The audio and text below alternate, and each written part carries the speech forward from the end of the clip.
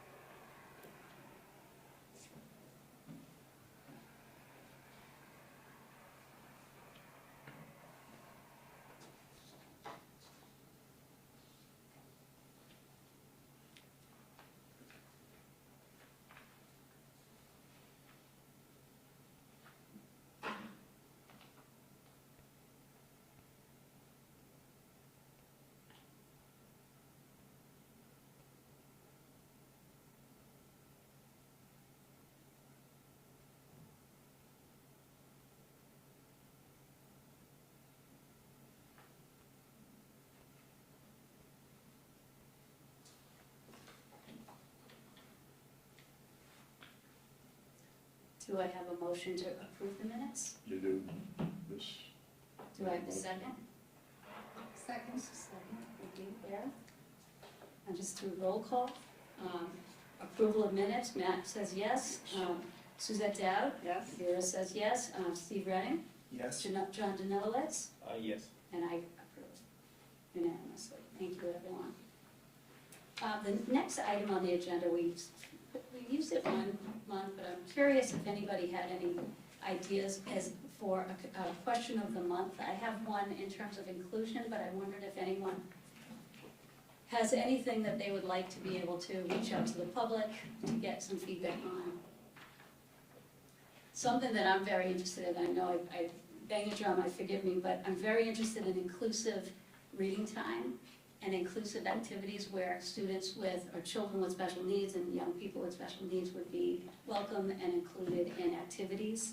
So that's something that I'm interested in. Does anybody have any other? I think that's a good possibility. You can see whether people feel that they are having their needs met with that or what their needs are. Mm-hmm. I wondered, because, I'm sorry, please, John, go ahead. Thanks. We may get to this in agenda item 7, Yep. Steve's item. Yep. But I think related to what we might be seeking input on, I don't think we've cracked the code yet on how to gather That's right. information. So unless we get the second part right, the first part I think becomes a little bit void. So Okay. I don't know if we want to have that discussion now or if we want to hold it for a little bit. Thanks. Okay, thank you. What would be the discussion? Well, are there any things that we would like to consider for a question of the month? Mm-hmm. And Steve had offered earlier, and I'm excited to hear, ways to gather community Okay. input. That's fine. So you would, okay, That's so fine. I'll support that, okay. And again, just to verbalize, I'm very interested in opportunities that families with disabled children can have the opportunity and feel welcome to be included in activities with their non-disabled peers. That's something that I'm interested in. I'll move to the third point then. Jean, would you be kind enough to read the director's report or present it? So this will be a little bit of a lengthy report, but I think that it's important that the public have a sense of. John, is this one? Okay, so some updates from a couple of months. Facilities, I'll go through this quickly because you've probably at least skimmed it, is replacing the ceiling tiles. As you can see, once again, we still need to replace them again. We cannot determine where that leak is, so we keep replacing them. Some things just for staff, because I know sometimes it's a consideration that I replace one of the long runners behind the circulation desk because we are there standing for a long time, and that's important. A new pressure heater monitor from Eversource was replaced outside the building. the insurance requirements, I had to have another fire inspection, fire alarm, and fire extinguishers, boiler inspections, valve replacement in the boiler room. At the sink, that took a couple of times. They had to come back and they had a plumber come in who actually turned it off. But then they still had to come back and inspect it again. So every time they do that, you have to pay for it. Also, we had a big issue with the front doors. They failed and remained open, the outer ones, literally for 1 month. They couldn't get the parts. And it took 3 visits. They kept trying to work on it. They couldn't figure it out, finally got the parts. So that cost almost $3,000. That wasn't anticipated. Had to tree removal, additional tree trim, or at the back corner has to be done. That's near the children's Where was room the on tree South Main removal Street. When you're coming into the back of the lot, there was one right there on the left, at the end of the building, so that had to come down. The insurance does this, all these sort of site visits and all these things that we have to do. DPW is wonderful to work with. I just, send them the report and we sort of collaborate on how that's gonna get done. They also want to see parking lot cracks filled. The Friends had requested a ramp to move their book trucks outside, and DPW came and I explained to them what they needed, and I don't know if you've seen it, but Very it's little, done. I mean. But it's done. Yeah, But but right after that's that, what you there need. was a weather Could we consideration, get the and you books did need it. when the carts were fully Yeah, loaded? it's very, You could get them out, but you couldn't get them back in. very heavy. Very So good. that's all set, it's just right there, you just literally lay it down, so it's nice. We tried using cardboard. Yeah. Yeah. Things in red here are things that I added since the last one. I had asked DPW to build some more shelves in the garage on that platform that I had them install for us. And they actually had a day, they came in yesterday, a couple hours, and that's done, so I can get some of the things. In the break room out there, we have 0 space, and we had to use up some of the break room for storage too, so it's been pretty tricky. The Girl Scouts, I'm not sure what I haven't done there, sorry. Also, we were supporting the senior center while their building is damaged. They're still not back in. They had water breaks and they had, the whole kitchen was, it was a lot to do. So the history room was used for the knitting room. They have since gone back because now they're using Packagard. So they're there, but we're still using the history room for the book club for the senior center. Packagard School or Packagard? The church, Center? sorry, the church. So there's been a lot of use for rooms. They're also being used for Green Dome and other committees on an increasing basis. Also, the Girl Scouts and the Daisy is going to be using the room, so it's really an ongoing. This room is very, very busy. And sometimes the history room, but it's a little bit too small. So updates. I will go into this a little bit separately because it was an agenda item from John. I think it's good timing. I can give you some good updates on that. Position postings. I do have positions posted. I will say that I cannot really comment on it, except that every library is looking for staff, every library is short-staffed. What we're Can you say actually, what position it is? there are 3 positions. I'm Oh, actually great. posting a temporary one at $30 an hour, and I can't get anybody. So that's across the board, it's everywhere. So we're literally running on 3 people right now, including me, because we have 2 people out on leave, and so, but other libraries, when they run into this, and everybody is, the first thing they do is close their children's room. We have never done that. Or they close their children's programs, or they don't have anybody, or they cancel their programs. We have not done any of that. So I think it's a testament certainly to my great staff, because we're very much in sync. Everybody's cross-trained, very high-quality staff, and so we're able to limp along. It's going to be another month before the 2 people who are out on leave are back, so we're pretty short-staffed. But You only have 5 people right now, is that correct? yes, somebody moved, unfortunately, and that was a Saturday person, so. That's down from at one point with 10 people. The And year you're- before I came here, there were 17 people on staff. I I have no know. idea what they all did. Well, they worked, and I mean, we saw it. You know, if you ever saw what kind of decorations they used to do at our children's, they were incredible. So they worked, but I know that you can't, with 5 people, you can't do what you did with 10, or certainly with 17. And you're looking for 3 positions now Correct. instead of, so that'll still only be 8. And that's okay, that's okay. Jean, are you satisfied that the position postings are wide and The only relevant place to put them is on the Mass Board of Library Commissioners, because anybody who wants to work in a library would know to go there. okay, So, that's the yeah, only- and that's where they're all posting. It doesn't make any sense to go to Simmons, because those people from Boston area, they don't want to travel. There's some others out Connecticut, which isn't that far, but still people don't want to come here. So that's absolutely the right place to go for the Central Mass Libraries. So you wouldn't post on like Indeed or Idealist? No, or anything like I would that? get a tremendous number of people who think they know what a library is, and it's not an office job. We're on our feet all the time. It's not a clerical job. You have to want to work in the library. I've certainly had people who said, no, you work too hard. I don't want to work here. I don't want to work nights. I don't want to work Saturdays. That's the nature of public libraries. So you have to get it to the right audience. Anything we can do to help? Oh, I appreciate that, but I think we're good, but I'll keep that in mind if you want to, fill in until 8 PM someday. No, I mean, help you find candidates. That's what I thought you said, that out loud. Yeah. It was the other way.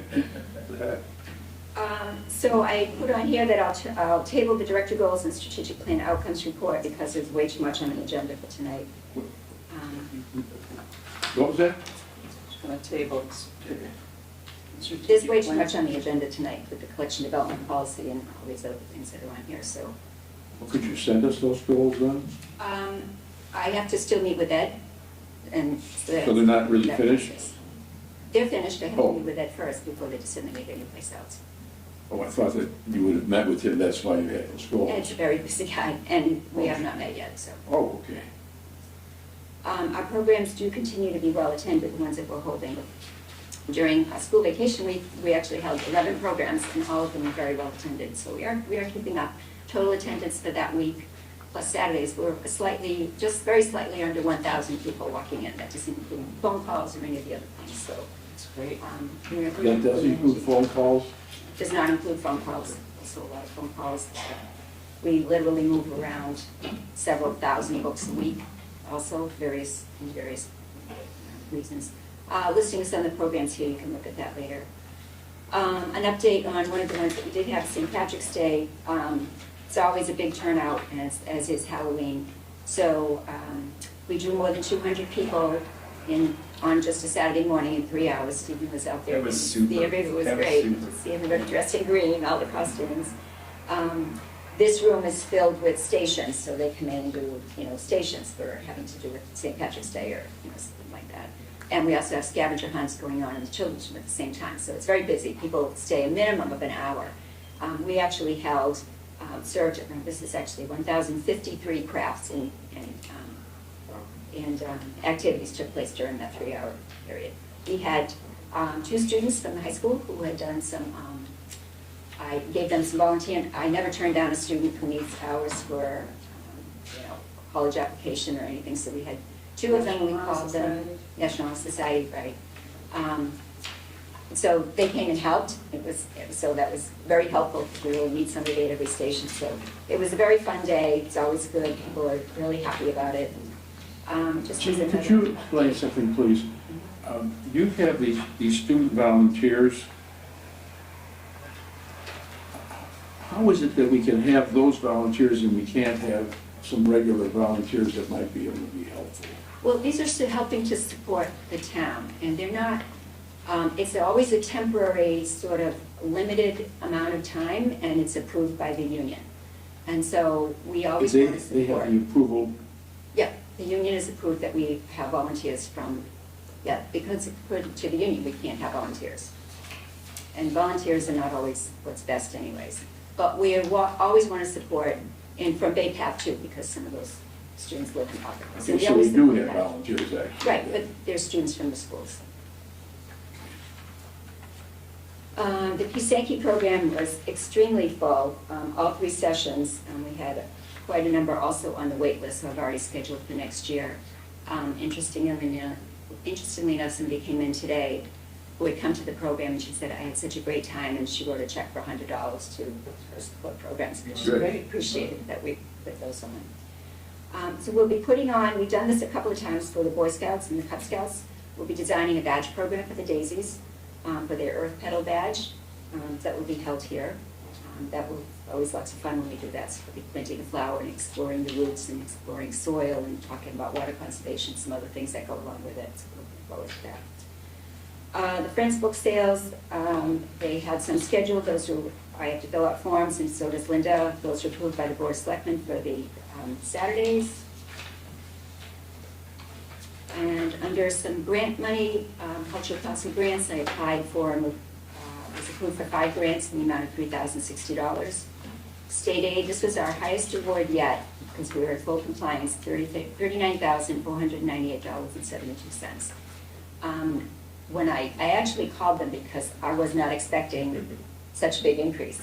And a lot of libraries weren't in full compliance, so they don't get their full amount. And so what's left goes to those libraries who are in full compliance. So, Only fair. yeah, it is, because they don't want to give the money back, obviously. So that was actually almost $9,000 more than I anticipated. So a lot of that will go towards. Is there someplace I can go like on the internet to find out what the compliance requirements are for libraries? I can get that to you if you Oh, want to. okay, Yeah, yeah. yeah. I mean, just It's basically, for my personal the interest. full compliance is you have to have a certain amount in town appropriations allocated for your library. Hmm. And I actually went into this a little bit in the newsletter about what the compliance responsibilities are for me. It's how you spend those funds. It's hours open.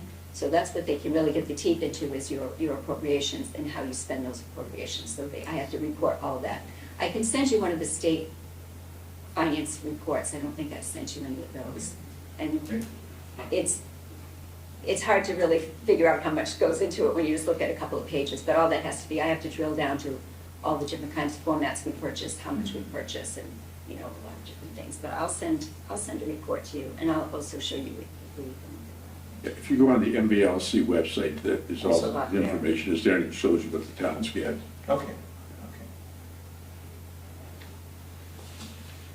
Okay. Also, the Mass Department of Education and Young Families with Children, another 6 weeks renewal, and then an additional one after I reported this one. So total awards this year have been $45,158.72. So badly needed, but especially the state aid and all libraries really, depend on that a lot. Under technology, all the staff computers have been updated and replaced. These are now on a 3-year rotating basis. I have to say we have a wonderful IT department. We're very fortunate, not all libraries work that closely with their town IT department, and they have to have usually an assistant director manage that IT stuff, and we don't have to. So Mike and I, and John's, he comes over right away when we need something. I'm very, very grateful for what they provide to us. But now we're on a 3-year rotating basis. Technology, as I'm sure you all know, is increasingly expensive. So these were drawn from a capital account when I put those in a couple of years ago, because you have to put those in 5 years out. And prior to this, there really wasn't a maintenance or replacement plan. So we actually support, I think it's 76 or 77 technology devices in our library. That's a lot. That's receipt printers, printers, scanners, computers, and we have the other, the network also CWMR. So that's a lot. We're always kind of looking and making sure we, keep everything up to date. We also provide the technology map, and Mike Marino does a lot of work on that, and then we have to provide that to CWMRs. So we're always in compliance with what we need there as well. I presented the FY24 appropriations budget to the town manager and to the finance committee. It was approved and will now go to town manager in May for final approval. I have a little bit of information about that in the newsletter also, so I won't go into it here. We do still, as we can,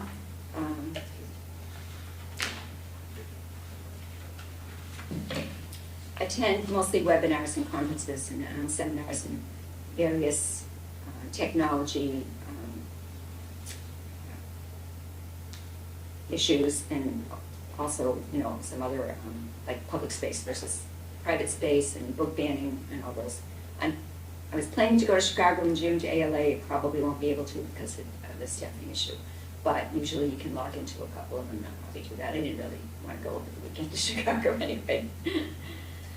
And the staff also attend as they can to webinars. Strategic plan outcomes, so here's I will discuss it at a future meeting. Could we, instead of tabling that just, what could be indefinitely, let's just, if we decide to have a meeting in May, which I'm going to make a motion for later on anyway, could we, is there any reason we couldn't see that in May? Is it not Only if I available? haven't had a chance to meet with Ed yet. So, but there's a good chance that will work out. And why would that be necessary to? Because the report goes to the town manager once the report is to the town manager, after that it is shared with the public or the board Okay. that wants to see. So I report directly to the town manager, so. Yes, I know that's that. As well. Yeah, I've got it. Thank you. I just asked on that, too, are there historic strategic plan outcomes report, or is it a new report? I've never seen one before, so. So you never had a strategic plan for this term, right? We've had a strategic plan in the past, but we've never, ever paid any attention to it. There was never any attempt to evaluate anything.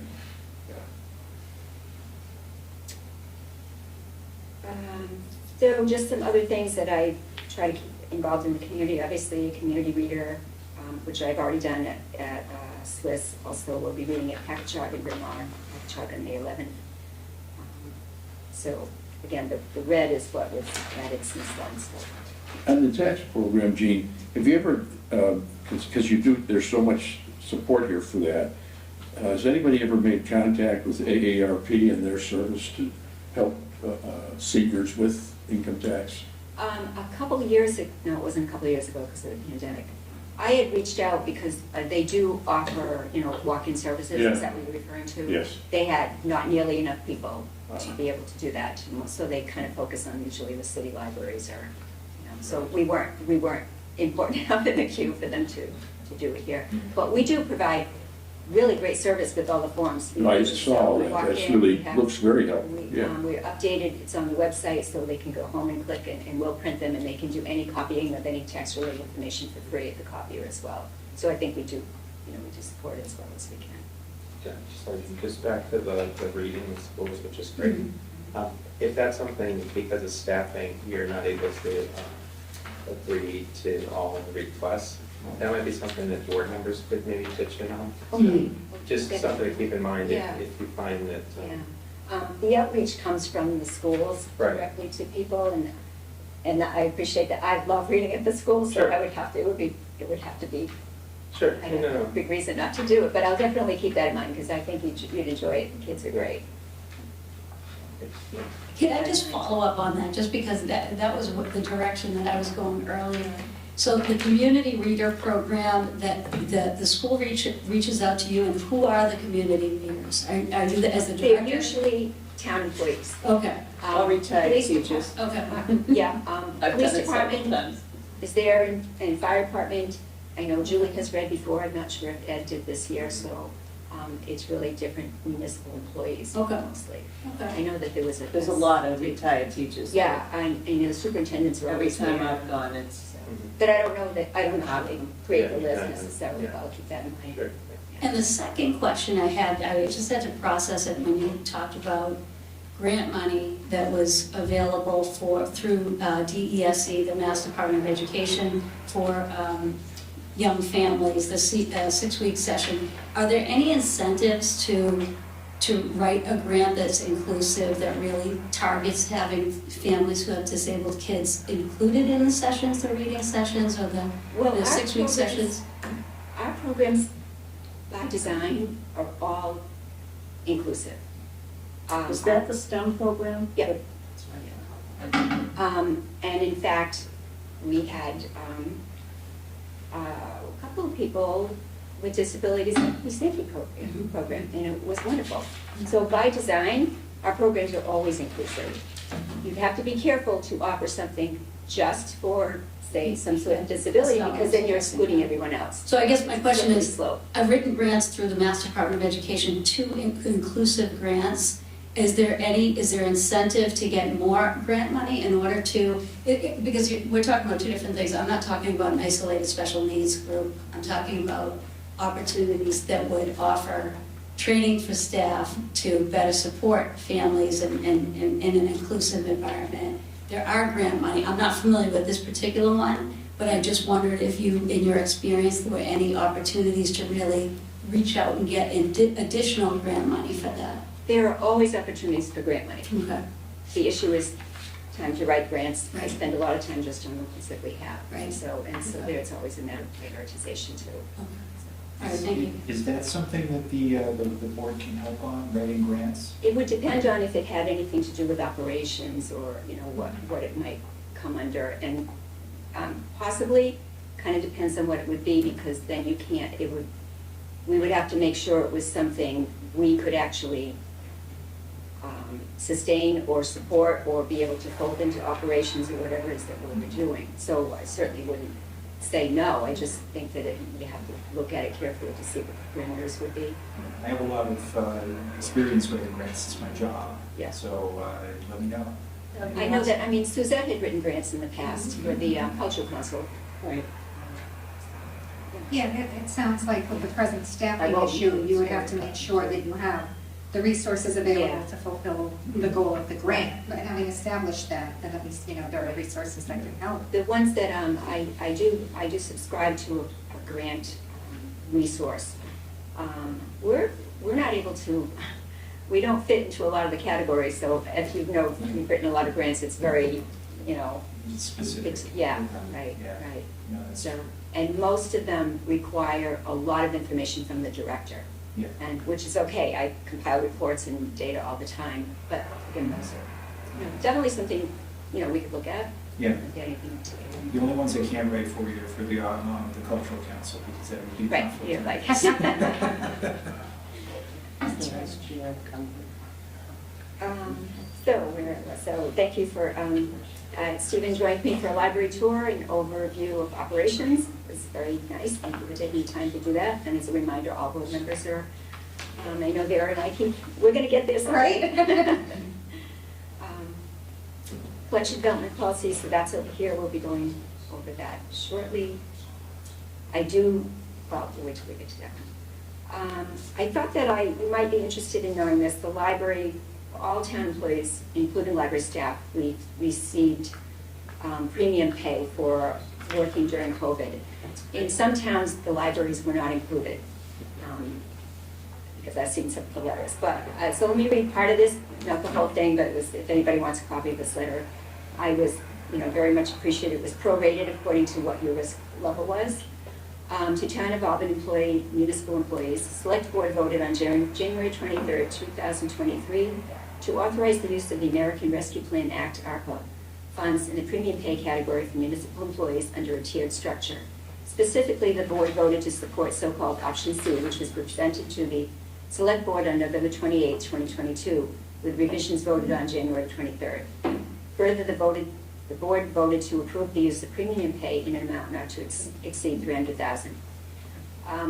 So let me just go down to, the town's premium pay program acknowledges those employees who took on additional risks due to their direct exposure to the public, recognizing that some employees assumed more risk and exposure than others due to their position. The payments are based on the 15-month period that municipal employees worked, which was prorated for part-time during the governor's state of emergency from March 10, 2020 to June 15, 2021. Employees must be currently employed by the town of Auburn or retired under Mass General laws to be eligible to participate. So it was a risk-based premium program. Full-time library employees received $500 each.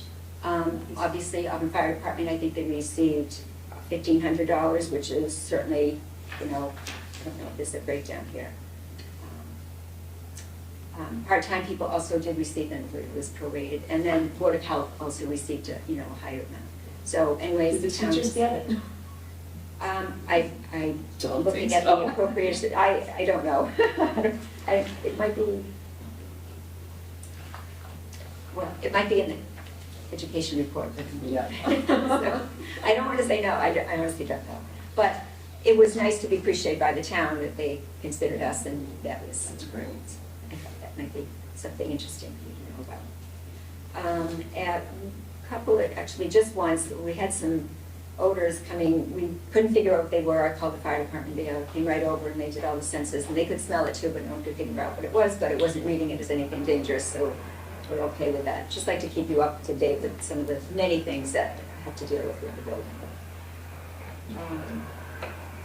We continue to collaborate with the Board of Health. We provided, actually, this is a higher number now, more than 1,000 COVID test kits to patrons on a walk-in basis. So we had the sign up there for quite a while. People were able to get the test kits because they can't really do all that from where they are. So we do a lot with sort of partnering with other departments in town. Comment of the month, you're always doing so much for our children. We love all your programs because they see us out there with the circulation desk doing the crafts and getting literacy sheets and get everything ready. It's nonstop. A little bit of information here about the tax program. which we just talked about a little bit. We've been doing it for 3 years. We started to create, I don't know if you've seen it, but if you look on our website, it's very complete. And it's very, very much appreciated by people. I attached the newsletter. I don't know if anybody wants me to go over anything with that. Probably not. I just want to add something which is not here, and just on the off chance that we don't meet before we reorganize. I personally want to thank Suzette. Suzette's been on the board for 12 years. And I know that she's always been, you know, very focused on literacy and has always been so supportive of everything in the library and the staff. And I really appreciate you. I don't know, you probably, mostly you don't know this, one of the reasons I finally accepted this job is Suzette kept coming in to see me. Because I had no intention of accepting this job. I was filling in for the summer because I was in academia and I was going back to my other job. And Suzette came in a number of times and said, come back, come to the library. And so she was instrumental in convincing me to stay here in public. So many thanks for your years of service. Maybe I'll say it again if you're here before we reorganize, but I wanted to make sure I got it in there in case we don't need it. So, I'm going to see. thank you.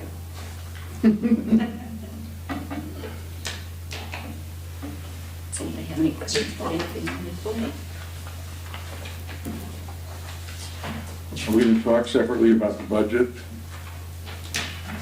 Yeah, the copy, I mean, the budgets, yeah, I put that in there, and there's some information in the news. But I did give you a copy of the budget. Yeah. As always, it's before town manager, we discussed, and then it goes to the finance committee. And the finance committee is always very, very supportive. They ask some questions. They care very much whether we have what we need, and we do. But if anybody has any questions. Yeah, I do. Well, first of all, on the director's salary, that does not include the state aid amount, does it? That's correct. That's not paid under appropriations. So right. There's $5,000 that I received under state aid. I just wondered about that, whether that was included or not. The other thing, Jean, with this, and I think we can at least comment on this, that the Board of Trustees was always involved in the budget process, even before, after the reorganization. And if there were concerns about how much the appropriations were, we were involved in that conversation, but we don't talk about that in the months before the town budget gets done. So we can't even say anything about, like, I look at all that section on miscellaneous supplies and all the rest of that money. There's not a cent in there that represents any changes due to inflation. And and I think this is where we have a chance to, and we used to attend the finance committee meetings on these budgets, even the first couple of years that you were here. Yeah, we did. Yeah, we did. Town meeting too. Yeah, we did a town meeting, and we used to speak at the town meeting in support of the library budget, especially if we were looking for something beyond what the town manager had requested.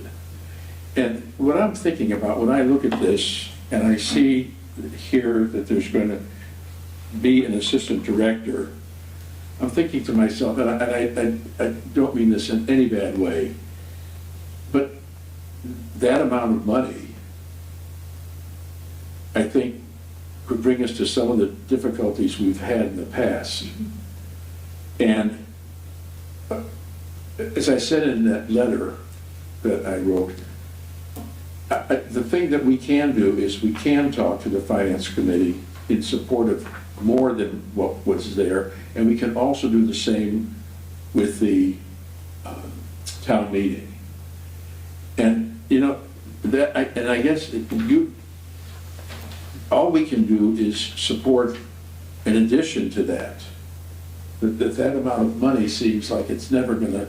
It seems like you'll never get anybody for $60,000. Well, I do my homework before I do this, and I look at all of them, and we can't go too much into these bylaw employees or union employees, so discussion of their particular salaries isn't really. No, I don't mean salaries here. You're talking about salaries in libraries. This is an appropriate salary for an assistant director. Yeah. See, that's what we used to be told about the library director. And that's why I supported, when you first came here, a difference in the salary that we had offered, and we're going to stay with that salary no matter what. And I remember talking with the town manager that you get what you pay for, you have to increase salaries. And I don't need for you to have to answer to this at all, but I know it was such a struggle. And I went to see Julie several times on this. I know the kinds of information you supplied, and finally, we came up with what I considered, and you did a decent salary, and it should have been what it was. And now when I see that as an assistant director, I keep thinking to myself, we'd be in the same kind of business, trying to find people. I looked at salaries, and I do that with the MBLC all the time. I check what their salaries ranges are for different positions. And it seems to me, I know that we cannot do anything unless you're interested in getting support for more money. But it seems to me that this is not a lot. No, it's not. And I don't know what children's resources administrators do. I'm much more familiar with assistant directors or some of those other kinds of positions, so I can't say anything about what that money means. But it's just, I can't imagine that you're going to be able to get the kind of qualifications from my reading. Now, I know that I'm not a professional librarian. I just follow the MBLC, the American Library Association's information, and I do a lot of reading on it all the time. And that's why I'm kind of surprised at that salary. This salary is an average salary for assistant director. What will be the range then in that category? It depends on the size of the library, it depends on No, the I size of mean, the I'm talking about staff. for us. What would we have listed as a range for that? For the assistant director, there's no range, it's just the 60. Sometimes there are ranges. Yeah, I know, that's why I asked. Could the Sure. assistant director be the children's librarian? No, it's not really, that's a lot of Yeah, times what say, does yeah. happen. No, we've had that argument for years now, Yeah. so I know that. The issue is not necessarily the salary. And I want to be careful what I say because I do have people who have active application packets into me. The issue is, first of all, every library is different. It could be a town library, a city library. An assistant director position by itself is really not used very much anymore because you can't, an assistant director is not just a shadow of the director. You have to have your own identity. And so that's why this one is an operations director. For our library, we have an administrative team, and most libraries do not, and that is an absolute wonderful model for us. So if I was not here, it doesn't fall on one person, it falls on my administrative team. When I accepted this position, it was to redesign the model, and that's one of the things that I did, is to put an administrative team. We are missing one of those teams, that was the children's resource administrator. Both of those people moved away. So it's a 3-person administrative team instead of 1 assistant director. And honestly, there's not a lot more responsibility with the assistant director than it is for my other administrative team. So this is, if you're talking, I would not support more money than that because that person is not doing a lot more than my other administrators who are phenomenal, and five and more years of experience. There's a lot of things to look at, what their experience is, what their credentials are, you know, what they're willing to do, whether they can cross-train, and everybody here is cross-trained to a very high degree. So there's a lot of things to look at, and I appreciate the thought, but I would not support it because that's not the issue necessarily. I guess that's what my concern is.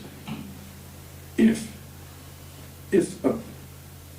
we've asked for reports, we've asked for help in certain kinds of things, and many things get delayed because there are other priorities.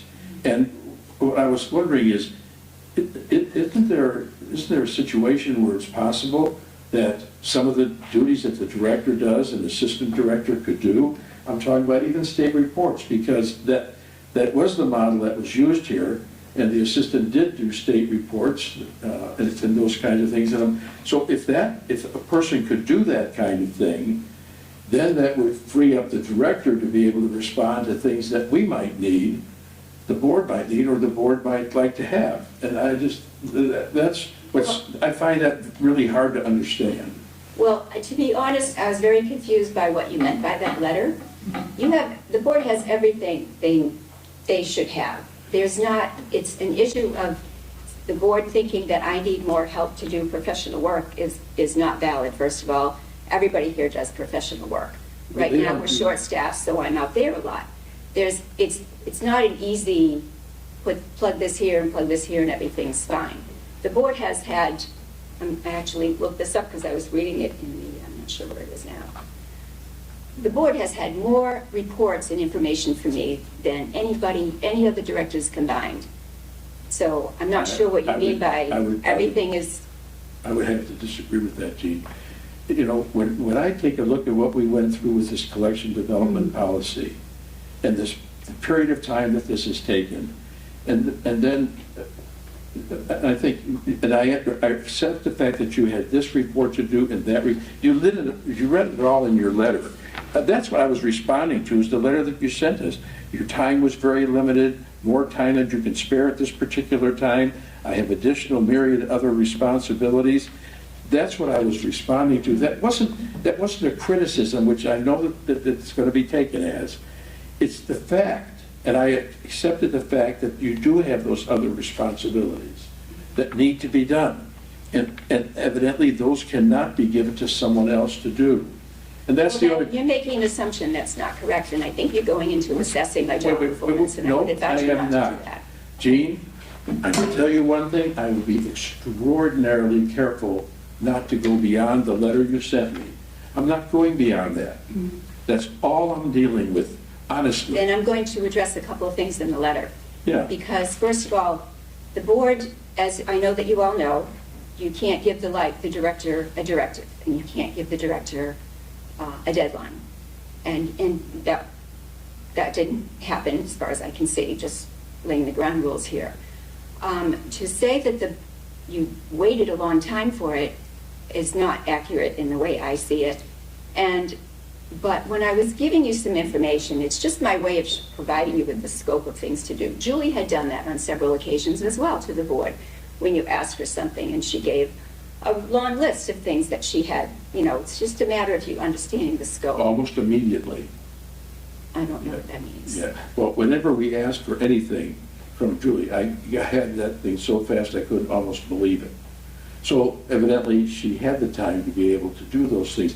I'm not, if you're telling me that you've got all the time in the world to do whatever you need to do, and you really don't need any additional support from this board in order to, let's say, upgrade the salary range so that maybe you have a better chance of hiring somebody and all the rest of that, then the conversation is basically over. And the only alternative is to have a conversation with the town manager. So I'm not trying to be, well, I probably am annoying, but that's not what I'm trying to be. What I'm trying to be is basically say, if there's, what can we do that we've done in the past, like going to the finance committee and going to the town meeting. But if there's no, if there's no interest in that, you know, that's okay. John, before I recognize you, though, I want to underscore that Matt Toth and Vera did a lot of heavy lifting in the fall to get a collections policy moving forward. We gave 8 weeks notice that we needed that information. So just to reiterate, I would like to see before our last meeting, before we reorganize is May 3rd, I would like for us to be able to complete the collections policy. I think that's very reasonable, but I think that there has been a lot of pushing back. And that's something, that is why I went to meet with Ed, just because I want us as a board to do our jobs. We're elected or appointed to serve the constituents of this community. You worked hard. I didn't work as hard as both of you on the collection policy, but I would have liked to see it completed. So I would like to see if we can complete that before we reorganize. So I just want to be very clear to make it specific, concrete, and quantitative, that was a specific example of us not being able to move forward and do our job because there were other things that were prioritized. So I'll recognize John, but I just want to be very clear about that as the chair. I just want to put this into perspective a little bit first. First of all, I didn't hold up anything that 1 month that I could not have it ready. I told you that ahead of time, that I may not have it ready by that time. There was no meeting canceled because of me. The meeting was never scheduled. So there was in a January meeting and then I wasn't able to come. So it's been ready. I also want to point out, I've been asking the board for 4 years if you wanted to work on a collection development. And nobody but Nan Johnson ever wanted to do it. 4 years I've been asking about collection development. So all of a sudden, it seems to be a big concern. Jean, There's a lot of work to be done with this, Jean, that's which I have done.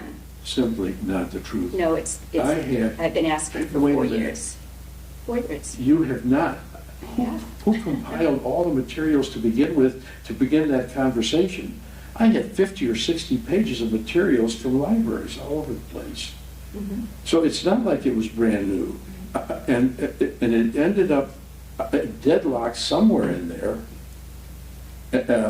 way before the last time we started this again. But to say that we didn't work on it, Nan worked on it, Suzette worked on I it. didn't say, I said I've been asking for 4 years for us to work on one.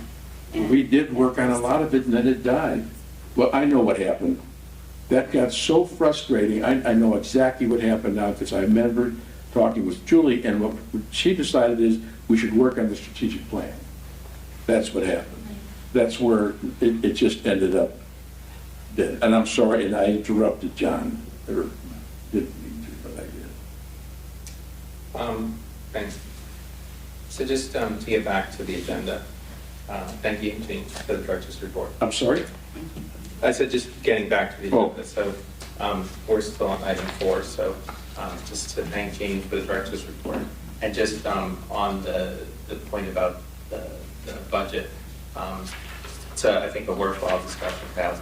I mean, my takeaway is that if the director and the administration is happy with the budget and the discussions with the town officials, then I don't see a role for the board.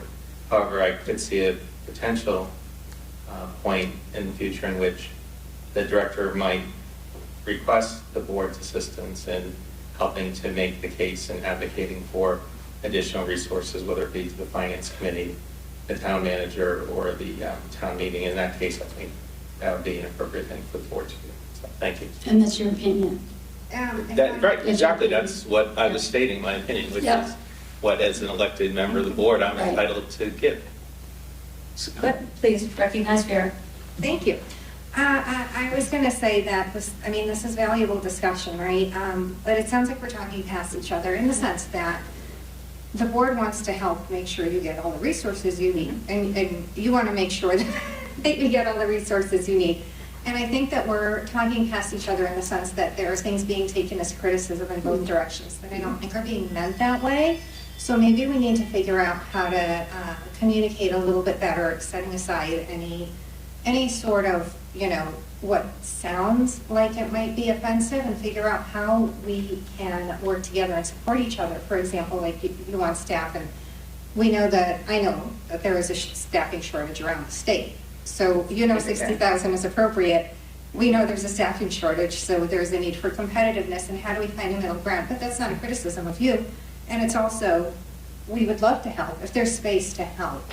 I think we just need to maybe develop a better way to communicate so that there isn't unnecessary friction, because I don't think either side is meaning any sort of offense. We're just trying to find a middle ground where we can equally build something together. And I just want to support what you just said. I love the word space, because I've heard, you talked about community readers. I came in today because I was very interested in how to create an opportunity for the board to be readers, is really what I'm looking for. Steve offered grant writing as a support, but again, there would have to be space for that kind of support. And then Steve asked another question, which is how do we go about advertising to a wider audience? And he asked, for instance, could we advertise to Indeed? So I think as the chair, what I mean by saying, I agree with you 100%, Vera, but I think there has to be a space, and it can't be a competitive space, but I think rather than just saying that everything we need to do is support whatever the director asks for, is not why we're sitting at this table. We're sitting at this table because we're appointed or we've been elected to represent the needs set of the community. So it is our space to advocate, but definitely we need to agree upon probably the process of how we do that. But I also want to add, I've been on the board for 2.5 years. I've never heard anything about the election policy until Matt and Vera started discussing it at board meetings. So just to be very concrete, specific, and quantitative, I'm an evaluator, I measure everything. And it's really important to hear that everybody here wants to give, but there has to be a space where we agree to work together. Does anybody have any other comments before we move to the next agenda item? I will just sort of wrap this up as I do appreciate the energy and the ideas. You can support me by recognizing that when I go to the town manager and to the finance committee, they're agreeing to my requests. These are my requests and they have been agreed to. So if I needed more, I would advocate for more. At times, I can go to the finance committee and ask for budget transfers if I need to put something in. They're always supportive. They're wonderfully supportive. They ask good questions. So if this is my request to the town manager, which was supported, and then it was supported by finance committee. So the board can't get involved in personnel in any way, in where we post or what we post or who does what or how much they get paid or what they do, what the credentials are. None of that. But that's all things that I take into consideration, and so does the town manager when I meet with him. So there are plans to move ahead with some of the line item budgets. I can't really go into that. Those are by law employees. And the ones for union are set at the collective bargaining table. So there really is there's no input that you can have there. I guess you could have some input on the other line items below, but those are pretty much what our costs are. I did put 2,000 more in for programs this year. I would also say that, you know, our increase was 3.41% this year, which usually we try to keep it around 2 or 2.5. So my requests were seriously considered, discussed with the town manager. In fact, we started discussing it when Julie was still here, because it's a lot for a new town manager to, you know, to do that all at once. And then when I met with finance committee and they asked some questions, and I am satisfied with this budget. I feel like we cannot just think the library can have a certain higher percentage of other departments when there's a lot of need in town and everything is increased. So I have to be very, very cognizant of that fact and make sure that I'm aligning things with what I think is reasonable. So everybody wishes their salaries were higher. But this is the reality for what we offer.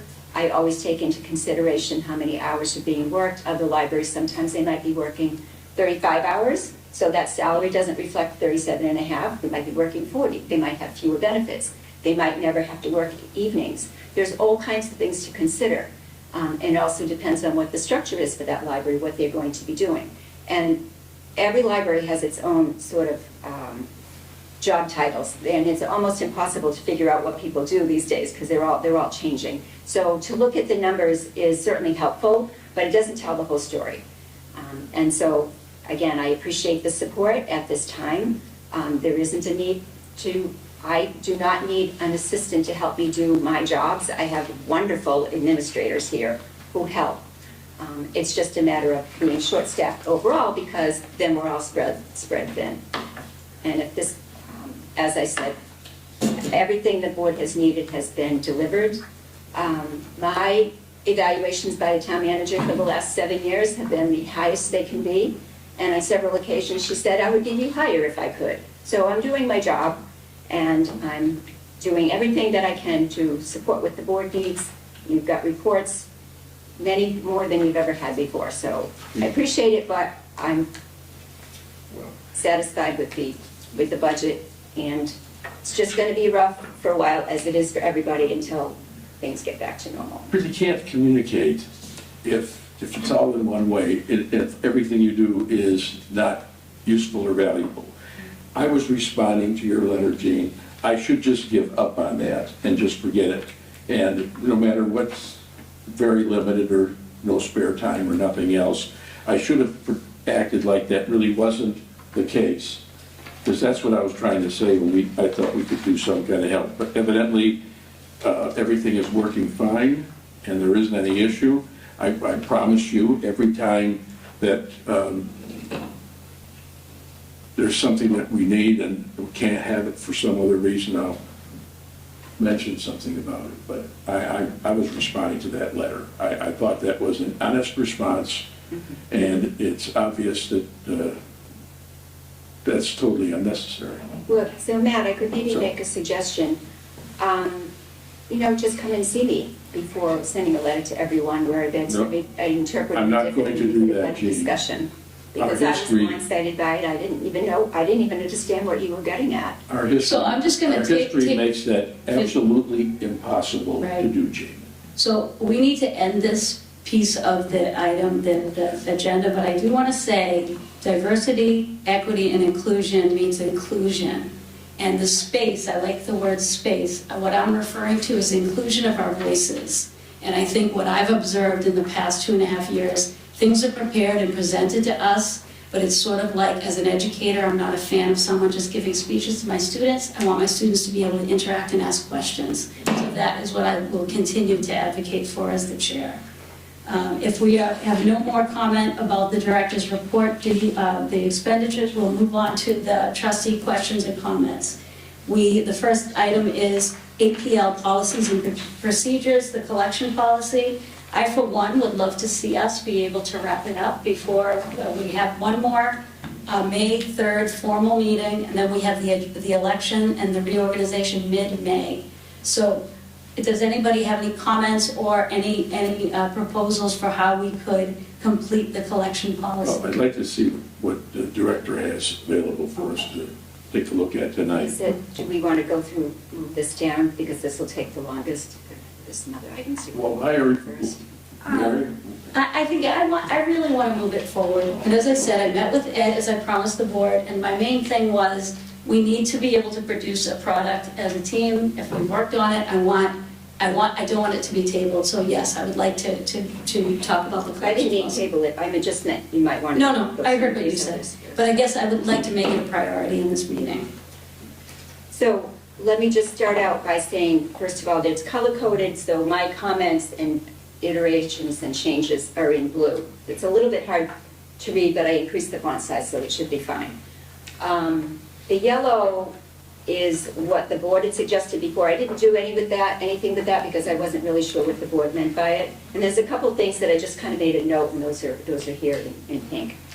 There were a lot of suggestions.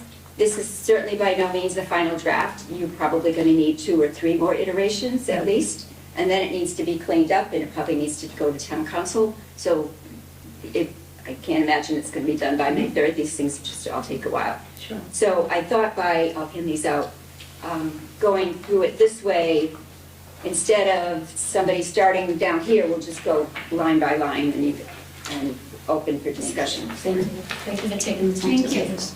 Yeah.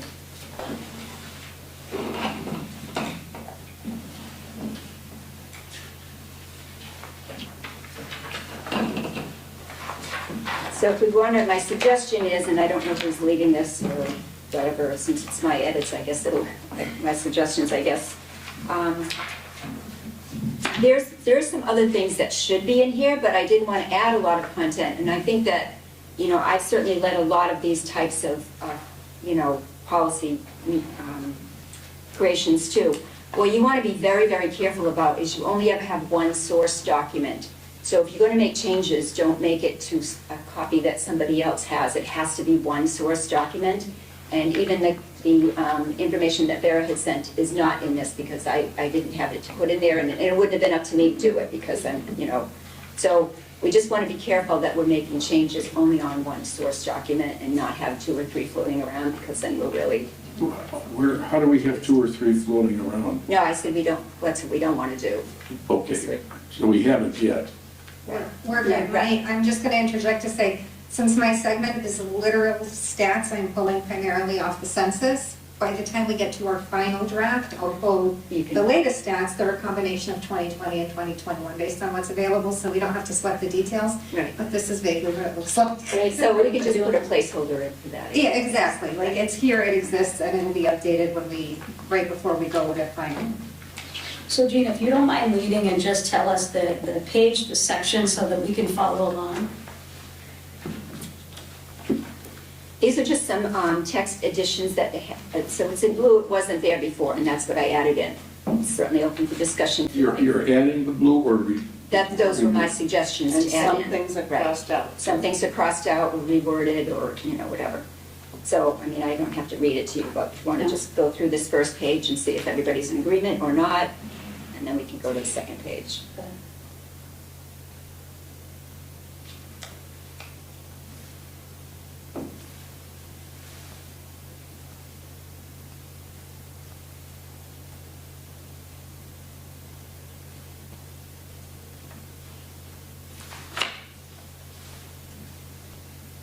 Is everybody okay with that first page? Yeah.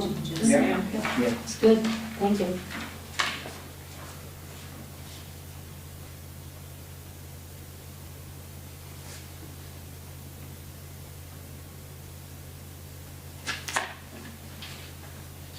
Good with page 2, 3?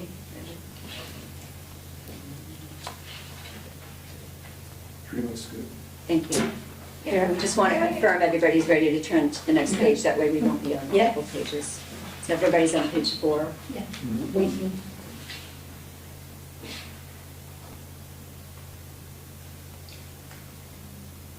So I'll comment a little bit under the funding, how about starting with line 5, okay? 6, and 7? Town's subject matter reviews.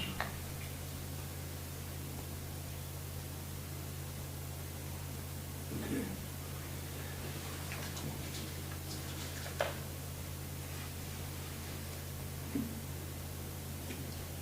Okay. So now funding?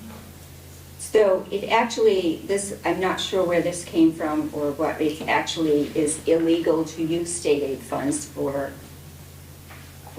materials. That has to come from the operations budget, from the municipality. So I'm not sure where that came from, but that would be completely inaccurate. We cannot do that. You would lose certification if you done that. And that's why we value your input. A lot of this material has been sourced from other Right. libraries' collections development policies, but if anything has moved forward, and like that, for example, since that time, it's useful. And I think my suggestion is after that, and I'm willing to do this, is, if you accept the changes that are here, I'll go back into the source document and take out the blue, and it'll become a cleaner copy, and then we could go through another iteration, because there are some things that should be in here or that need to be cleaned up, and it'll lead to some other discussions probably too. So That would be students have helpful. several. Well, but if the subcommittee is going to try to meet before that May meeting to do some of this stuff, Yeah. then we ought to know what those issues are. So is it fair to say if we're in agreement, if Jean was to go into this master document and clean it up, that we would be able to take that document and move forward and meet again as a subcommittee? Is that what you're thinking? And Yeah, I just thought it could be a couple times the way we, Okay, yeah. okay. Thank you, Jean. Yeah, and I will only make the changes to what I put in, so that if you're making changes to something you put in, you would do that part. Okay, But I'll go in, Perfect. if these are accepted changes, I'll go in and, take out extra language and whatever is. Perfect. We have page 5 still? Sorry, yes, page 5. I'm still on 5. Yeah, so, what are you intending with the red on controversial? I just remembered that you had when Yeah, I looked that's at what it, I'm- you had a comment about using the Yeah, word so, controversial, that's why I put it in there. yeah, so I don't think we should use the word controversial, because I think that's too open to interpretation. I was, at the last meeting, you had said, define controversial, and I actually made myself a note, because I was like, well, that's a word that exists, how do we do that? So I had put in controversial as in possibly causing someone to be hurt or offended or something like this. I have the language. I looked it up to, it's giving rise to public disagreement, Yes, That's fair. so. even if I it think you're labels, right, we that's want to me. keep it. Yeah, I agree, I want to keep it, because I do think it does have a definition, but then it has a denotation and a connotation. And I think connotation is what people are worried about, but the denotation is the actual definition. And also, where there is a concern, generally speaking, about book banning, and you guys have gone to various things about it, I would think controversial applies as a, even if it is, we're gonna keep it, but if there's a better way to say that, I look to. Yeah, I don't know a better word either. I understand John's concern was controversial, even though the definition is just as you said.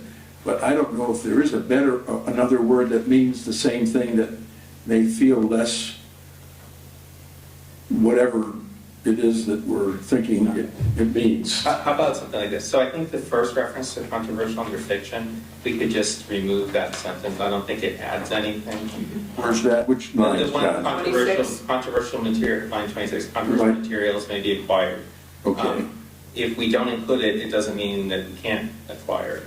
So I think it's unnecessary to have that line. Wait, So take out the whole line? I would just take out, I would just end, after selectively collected. so the policy wonk in me is experiencing heartbreak right now, right? What I have learned from my long career with policy and bureaucracy and everything is that whatever you want to state, you should state in the section where it applies, even if that means you restate it. Because whoever is going to be looking at this policy is inevitably going to go to the one section they're interested in. So if we want to keep controversial fiction and controversial nonfiction, then we should say it twice. Similarly, where we echo the same, I was going to address this is kind of piggybacking on your comment where you had said, like, we repeat this thing in self-published and in local authors, but it's because self-published authors only look at the part about themselves, not the whole policy. So it serves a purpose to say it more than once, assuming that nobody is going to read the whole document except for people like us. So what I would say on this issue, in terms of kind of why we would even want to address this, I mean, I think we want to be prepared for a situation in which somebody raises an objection to an item that we've collected.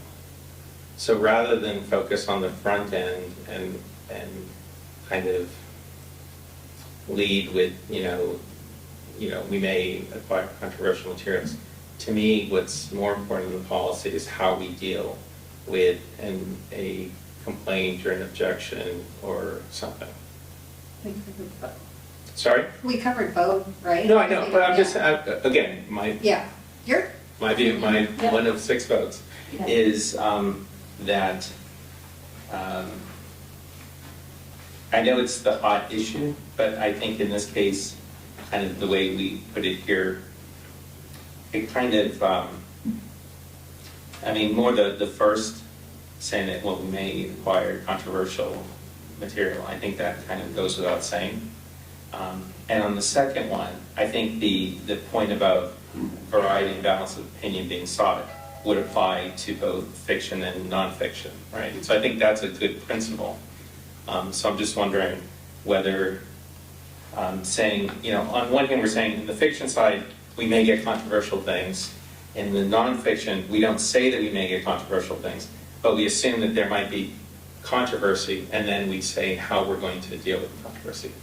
So I don't think there's a parallel kind of way that we approach it. So I think rather than the first point, which I don't think is necessary, I think the second point is the key one, that we have a way of dealing with controversy once it arises. And I think the principle of seeking a variety and balance of opinion to help guide the decision is important. So Johnny, you're saying, and I think this might be, to leave out that sentence after collected on line 26. To just That would leave be it out? my suggestion. I think that's a good suggestion because it's almost like you're drawing people into feeling like maybe they should, you don't want to draw attention to people should be controversial. I mean, if they're going to be, they're going to be anyway, so maybe it's not necessary. And maybe you don't even need it in line 34. You just, in case of questions, then leave out the word controversial. I would That's a say, suggestion. I think first of all, we get more controversial materials overall in the fiction world than in the nonfiction world, on account of nonfiction is limited to, things that happen for real. But in the current political climate, I think it's important to just kind of stake out a line. Books are protected. They might hurt your feelings, they might hurt your sensibilities, but they serve a purpose. And it's important to state that on the front end because it's kind of become like a hot button issue where people are enjoying attacking it. Not to say that that's happening in Auburn, but I would take a more aggressive approach of protecting the books and materials and saying, yes, we recognize they may hurt your feelings. We're going to keep them anyway for the value of the public good. And then also have language on how to deal with it. But I wouldn't shy away from it because I wouldn't want to risk opening any door out there, since the preservation of the collection for everybody's enjoyment is the first and foremost thing. And Jean, when you and I met, you had explained to me, you had an incident like this. 2 of them. Yeah, 2 of them, where you had a complaint about a book and how you took care of it. Right. If there was a way that we could put that in to this, somehow capture the essence of that and put it in here. Yeah, I think that's one of the things that I had in mind. Once we get this, then we get into the meat of that, and maybe a separate thing, because I think if we're going to do that, we have to look at that separately and see exactly what it says and what we want it to say as to folding it in. So let me give you, because I did talk to Stephen about that. On 2 occasions, I had somebody make comments about a book. One woman felt very strongly that there was a book that should not have been in the YA section. And I thanked her for bringing it to my attention. I certainly would not want to give an immediate answer to that. And so I said, thank you for bringing it to my attention. And let me go and review this. I looked to see, what exactly is the issue, what the content is, what actually is the YA age, where other libraries put it. What's the percentage of the book that the lady found offensive? Is it 1 page? That's a little different than, 60% of the book. So I looked at all those things. And I met with her again, and I told her that I agreed with her. It really could have gone either way, but I felt that she thought it was important and it wasn't going to make it really, the teens can go to the adult section. It's not like we're limiting it to them anyways. So I did recatalog that and put it into the adult section. The other one was on occasion when the woman brought me a book, and she felt that the content wasn't something we should have in the library. And honestly, I can't remember exactly what it was. But I looked at it, and when I met with her again, I said, this is free speech. And it wasn't highly offensive in any way. And I explained to her that, it really is the director's decision, but I wanted to hear more from her and see how she felt a little bit more. But she was okay with it. I listened to her, she was okay with it, we kept it in the collection, and it was all good. So I really think that any of these situations that might come up, they really have to be dealt with very carefully, and we want to make sure we're not putting something aggressive out there, because it's, just come and talk to me. I'm always going to listen to what patrons have to say. So maybe those were easy situations. I'm sure at some point something's going to come along that's going to be, more difficult, but there are ways to controversies will come, and I think maybe we don't have any choice but to have it here. And that's really what the director's supposed to be able to rely on, is the Board of Trustees policy on that, and that's what she's carrying out. Yes, we support controversial books. Well, what I would say on that is, to me the principle is we shouldn't shy away from controversy if a book is worth having in the collection on its merits. But we shouldn't seek out controversy. I mean, Jean, the director. No, I know. I'm just saying though. On this issue, I don't think the director should say, here's a section of the 10 most controversial books of 2023, and that's a goal that we have, is to include the most controversial items. So I think having a policy that says focuses on the merit of a work, and then recognizes that might generate controversy, and we don't shy away from the controversy, but we have a procedure and a process which doesn't automatically dismiss complaints, because some complaints might have validity, but that we will adjudicate them as you've done in practice. So. Well, I think you're right on this. In this climate, you need some resource to back up the decision about what you're going to do about something that becomes. And the word, I guess, the more I think about it, the more I think that controversial is the word that's what it is. It's a controversy. Right. And different people will find different things offensive, and it's okay, because that's what libraries are for, is to have the books, regardless of what people think. So can we leave it in for now so we can move on? Because I want to be sure we have 2 more items on the agenda, so I want to make sure, I want to hear from Steve tonight and any comments Matt wants to talk about with conflict of interest, so I just, So can I, since I'm gonna be sort of, you know,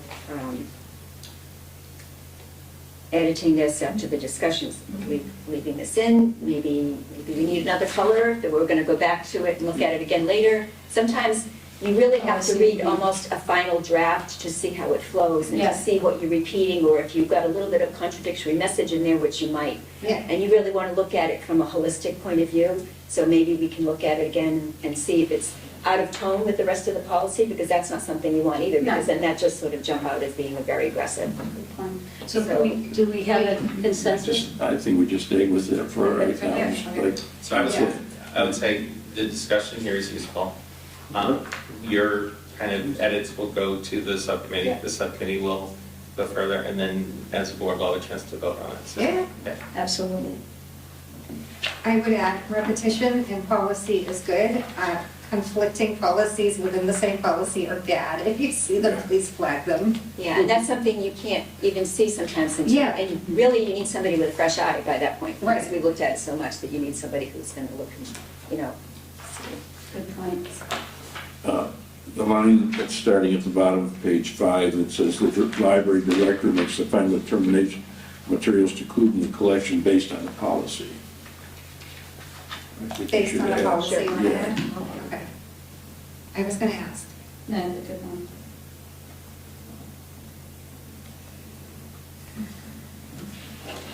Underscoring the literary merit.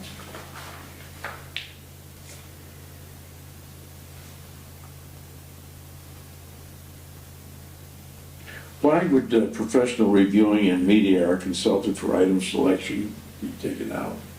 I really wasn't sure what you were referring to. I wasn't sure what you meant by that. Okay. Professional reviewing is not something, Like book reviews? well, it is like book reviews and all the magazines that come out with reviews on books. I know some of the library associations do some of that kind of work, so it's just using professional reviewing of media or something for item selection. That doesn't have to be in here, but it just helps people understand that it's not done just willy-nilly. Mhm. There's a basis for things. But I don't So I guess, I care. mean, I, maybe just different language or something, because the professional reviewing media, it twisted around for me. I wasn't quite sure where you were Okay, going I'll with just this. put a So maybe question mark professional on that. resources or something like that. Okay. And Vera will fix it. Thank you. I'm sorry, I didn't hear what the. I said, we'll just put a question mark on it and Vera will fix it. I like to wordsmith. Yeah. Okay. Oh, that was a good call, getting rid of the word intentionally on line 7. I don't think that's necessary. I know that's adding. No, I that's added adding- that in. Huh? That's adding the We word. were adding, okay, I thought it was removing it. I keep having a hard time with that color. Actually, maybe it doesn't. I agree. We can take that out. I don't care, whatever you want to do, it's all right. So we Why just don't you read to take it view. out? Well, you know, it depends on how you're gonna interpret it, it's subjective. Yeah. So, Yeah. you know, are we actually are intentionally collecting because we want a Okay. balanced collection. Right. Well, that's true. probably what I was That's thinking right. when I put it in, but then when I just reread it, I. Yeah. that was No, no, fine, no, so- Well, yeah, but that's Thank you what for education's clarifying. about.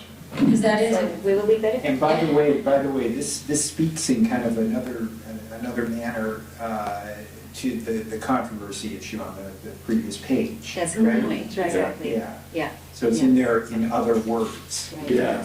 I like it. yeah, Good. very good. Good catch.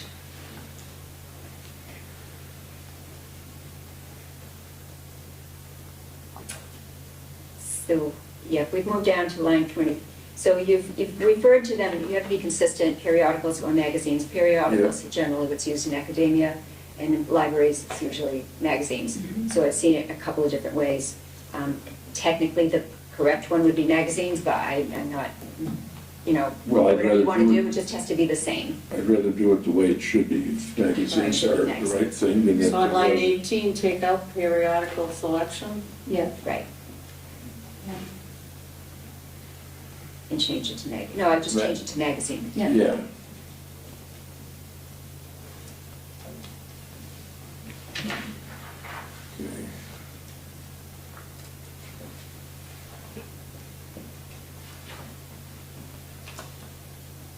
Okay. Fine. It was Yeah, worth fine. Ethan's voice in school, so Yeah. it makes sense. Yeah, I'll do an edit find and Okay. pull and change it. What line are we On on? line 18, it has periodicals twice. Oh, okay. Okay. Oh, we stuck it in all over the place. That happens. You're right. Okay. On 19, too. Periodical holdings. Yeah.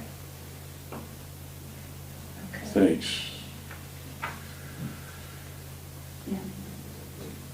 Yeah, that's what after I read this, because then you've got magazines down below, but you talked about periodicals, so it just has to be That's- consistent.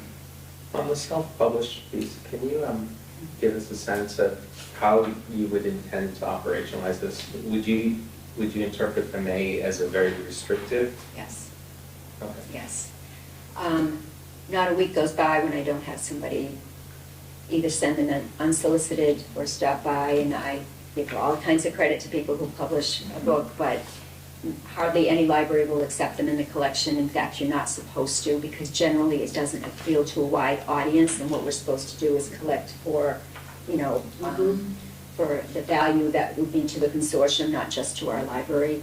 So I would not want to, you have to be very careful, you set a precedent and all of a sudden you can't. I say no. I think that it's something could be addressed at a different time. We've not had the space, but I certainly think local authors, people living in town, there should be a place to display those. There's never been. Maybe in the Sunroom there will be.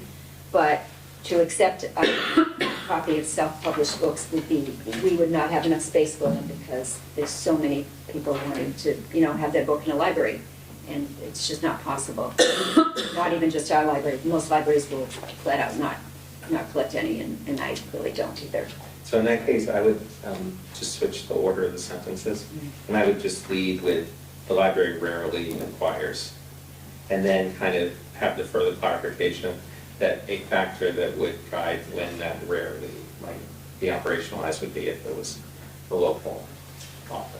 So you would leave out that first whole line? Well, I would start with the second, which is Yeah. the general statement, which The the library library rarely yeah. acquires self-published books. Yeah. And then say, well, we may acquire Okay, a single so switch copy that around. of a Yeah. self-published Yeah. book by somebody, an author, That's right. Yeah. rather than, because somebody's just going through it, will Yeah, they'll flip and it. I would also be very careful with that as well, because what if they no longer live in Auburn? What if they live in Auburn now, but they don't, or they're a local author if they move to Worcester or out of state? And if you're an author of poetry, or maybe you're an author of photography, I mean, there's all kinds of things, that's a whole separate thing that we want to be really, really careful about, Mhm. so. But I think you get to that with the leading kind of provision.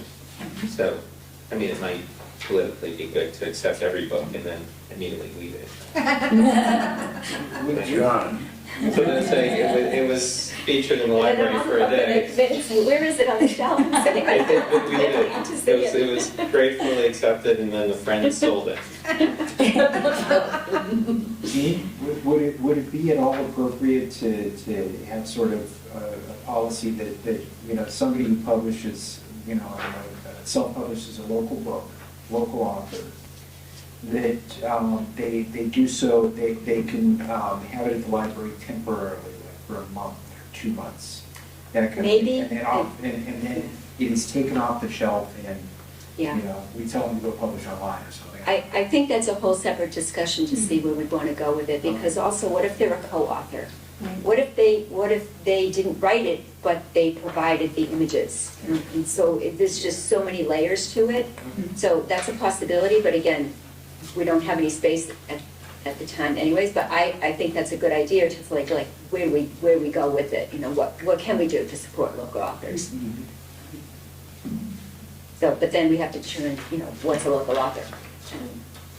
and what is the actual work that we're considering, because you can author other things besides books, so. It's just a further formalization of the reading process Right. there. Yeah, okay.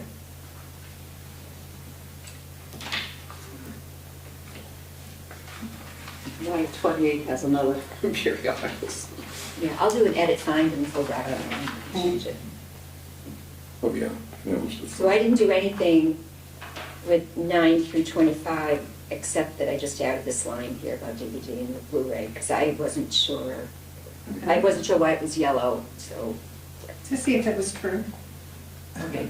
Sometimes our reasons are really basic. Yeah. Truth. I think we just look at it and when I'm. Yeah. I don't see anything there that's, except for we very rarely collect Blu-ray, we do collect DVDs. So I think that's on, it's fine. Should we include Blu-ray though? I mean, is there enough to make it valuable? Should we take it out? Well, I have it, that was more of a note because you've got video recordings including Blu-ray, DVD and Blu-ray. I mean, we do have some Blu-ray, Okay. but that was more of a note down here to see if you want to include it because we really don't order Blu-ray. Okay. Yeah, no, I like the note. I do So- too. Yeah, me too, I like it. so that's good. Okay. So we're top of page 8. Yeah. And we've got access to online products from the Boston Public Library. Thank you for catching that.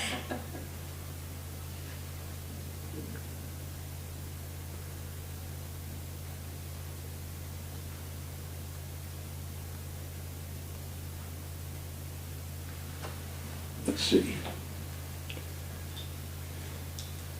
This is slightly redundant to what's in the other sections, so we might want to see. Well, those different, local authors is different than self-published. That's true. Yeah, so I thought, Well, we were just talking about local authors Yeah. within Yeah. town, so it's kind of like we're all interpreting it kind of in a little Yeah. bit different way, I think. yeah, if somebody's actually published something, a Yeah. regular publisher, Right. that If might. they published it from a legitimate publishing Yeah. company, yes, Yeah. and we do have some books from people in town that Yeah. have written books, and So- that's fine. But again, I look at that the same way I look at everything. Does it have value to the collection overall? Okay. And the ones that we do, they're children's books, and they have great value to the collection, and to the consortium, I have them. I'm required by contract to make sure that I'm looking at things, from that perspective. So to that end, should we just exclude the section on local authors since no special effort is made to include them? We don't need to say, we rarely bother. Personally, I think it's good to have it in there because Okay. then it could draw our attention and say, but what are you doing It's a about policy. local authors? Okay, What did you- okay, that's fair. But I- think- Right, you're not I making the would- decision, it's written out. Right.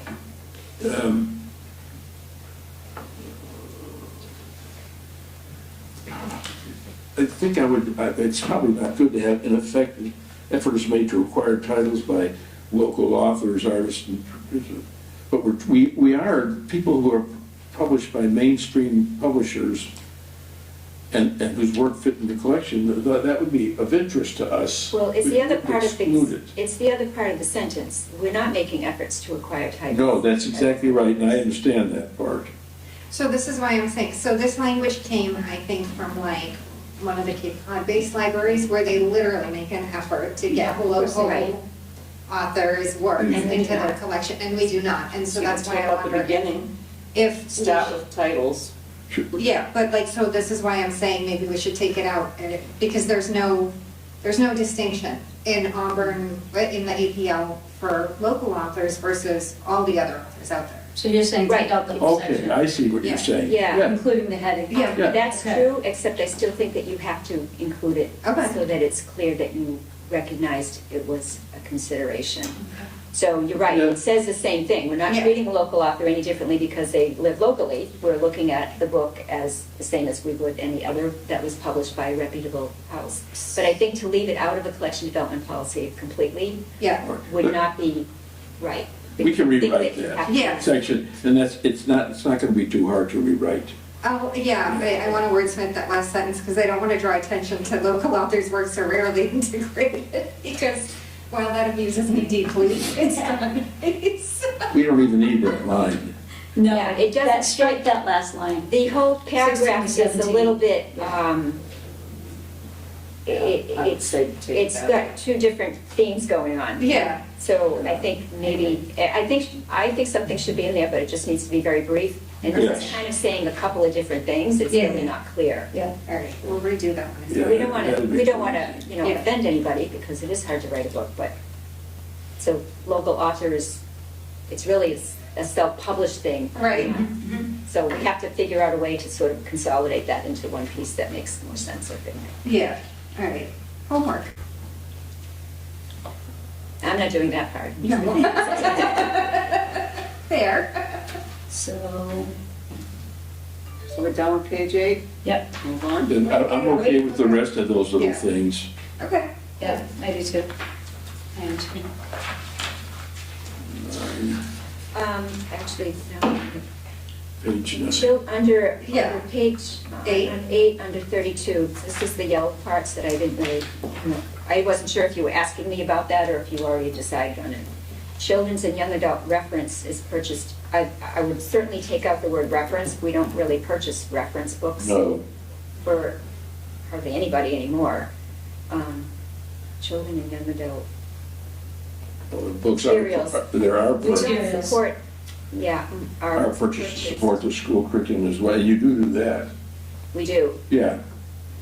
Can I, You know what, I'm sorry, I just want to, Yeah, go I for wouldn't it. even say curriculum, the summer reading list is the summer reading. Okay. We're really not, I don't even see the curriculum, so it's not really How about- supporting the curriculum, it's the summer reading. Children's and young adult books are purchased to support the school curriculum as well as a backup for limited. So just, It's very wordy, that doesn't need to be, Support the schools as well as a backup, take out the word curriculum. I There don't know is no why it says a curriculum. backup. Oh. for limited I mean, Yeah. I would take it out or say the school's reading lists. Yeah. Something like that, yeah. Right, that would be better, and it really materials, not just books, because sometimes Right. there's, ebooks or, different formats, so, or videos or something, so. I have a question, and I'm probably not getting something basic, but in number 2, children's and young adult movies, blah, blah, blah, blah, we get to the red part.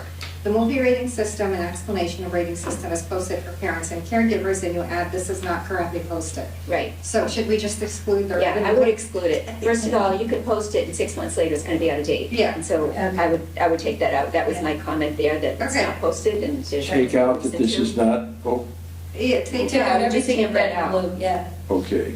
Okay. yeah.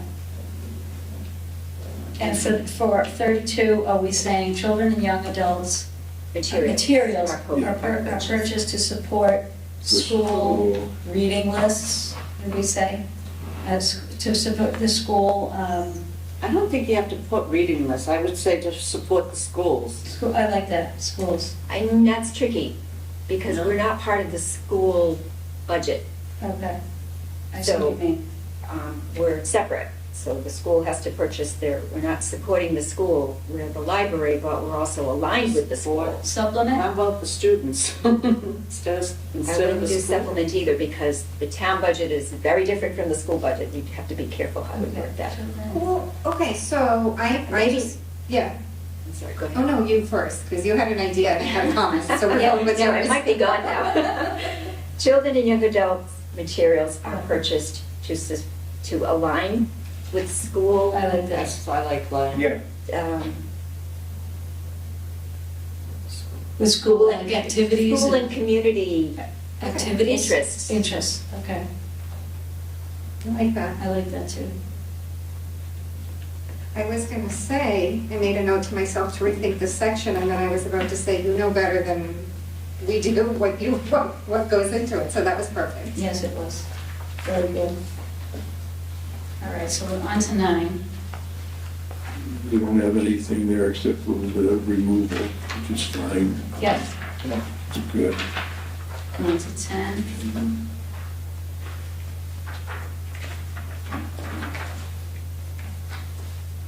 You go back up to number 4, I mean, What? parenting materials for 10. adults with children or caring for I don't children. know that that's. Parenting is, First of all, that's a little bit of an offensive word, because it's not just, you think of parents, but it's all caregivers, and it's, Right.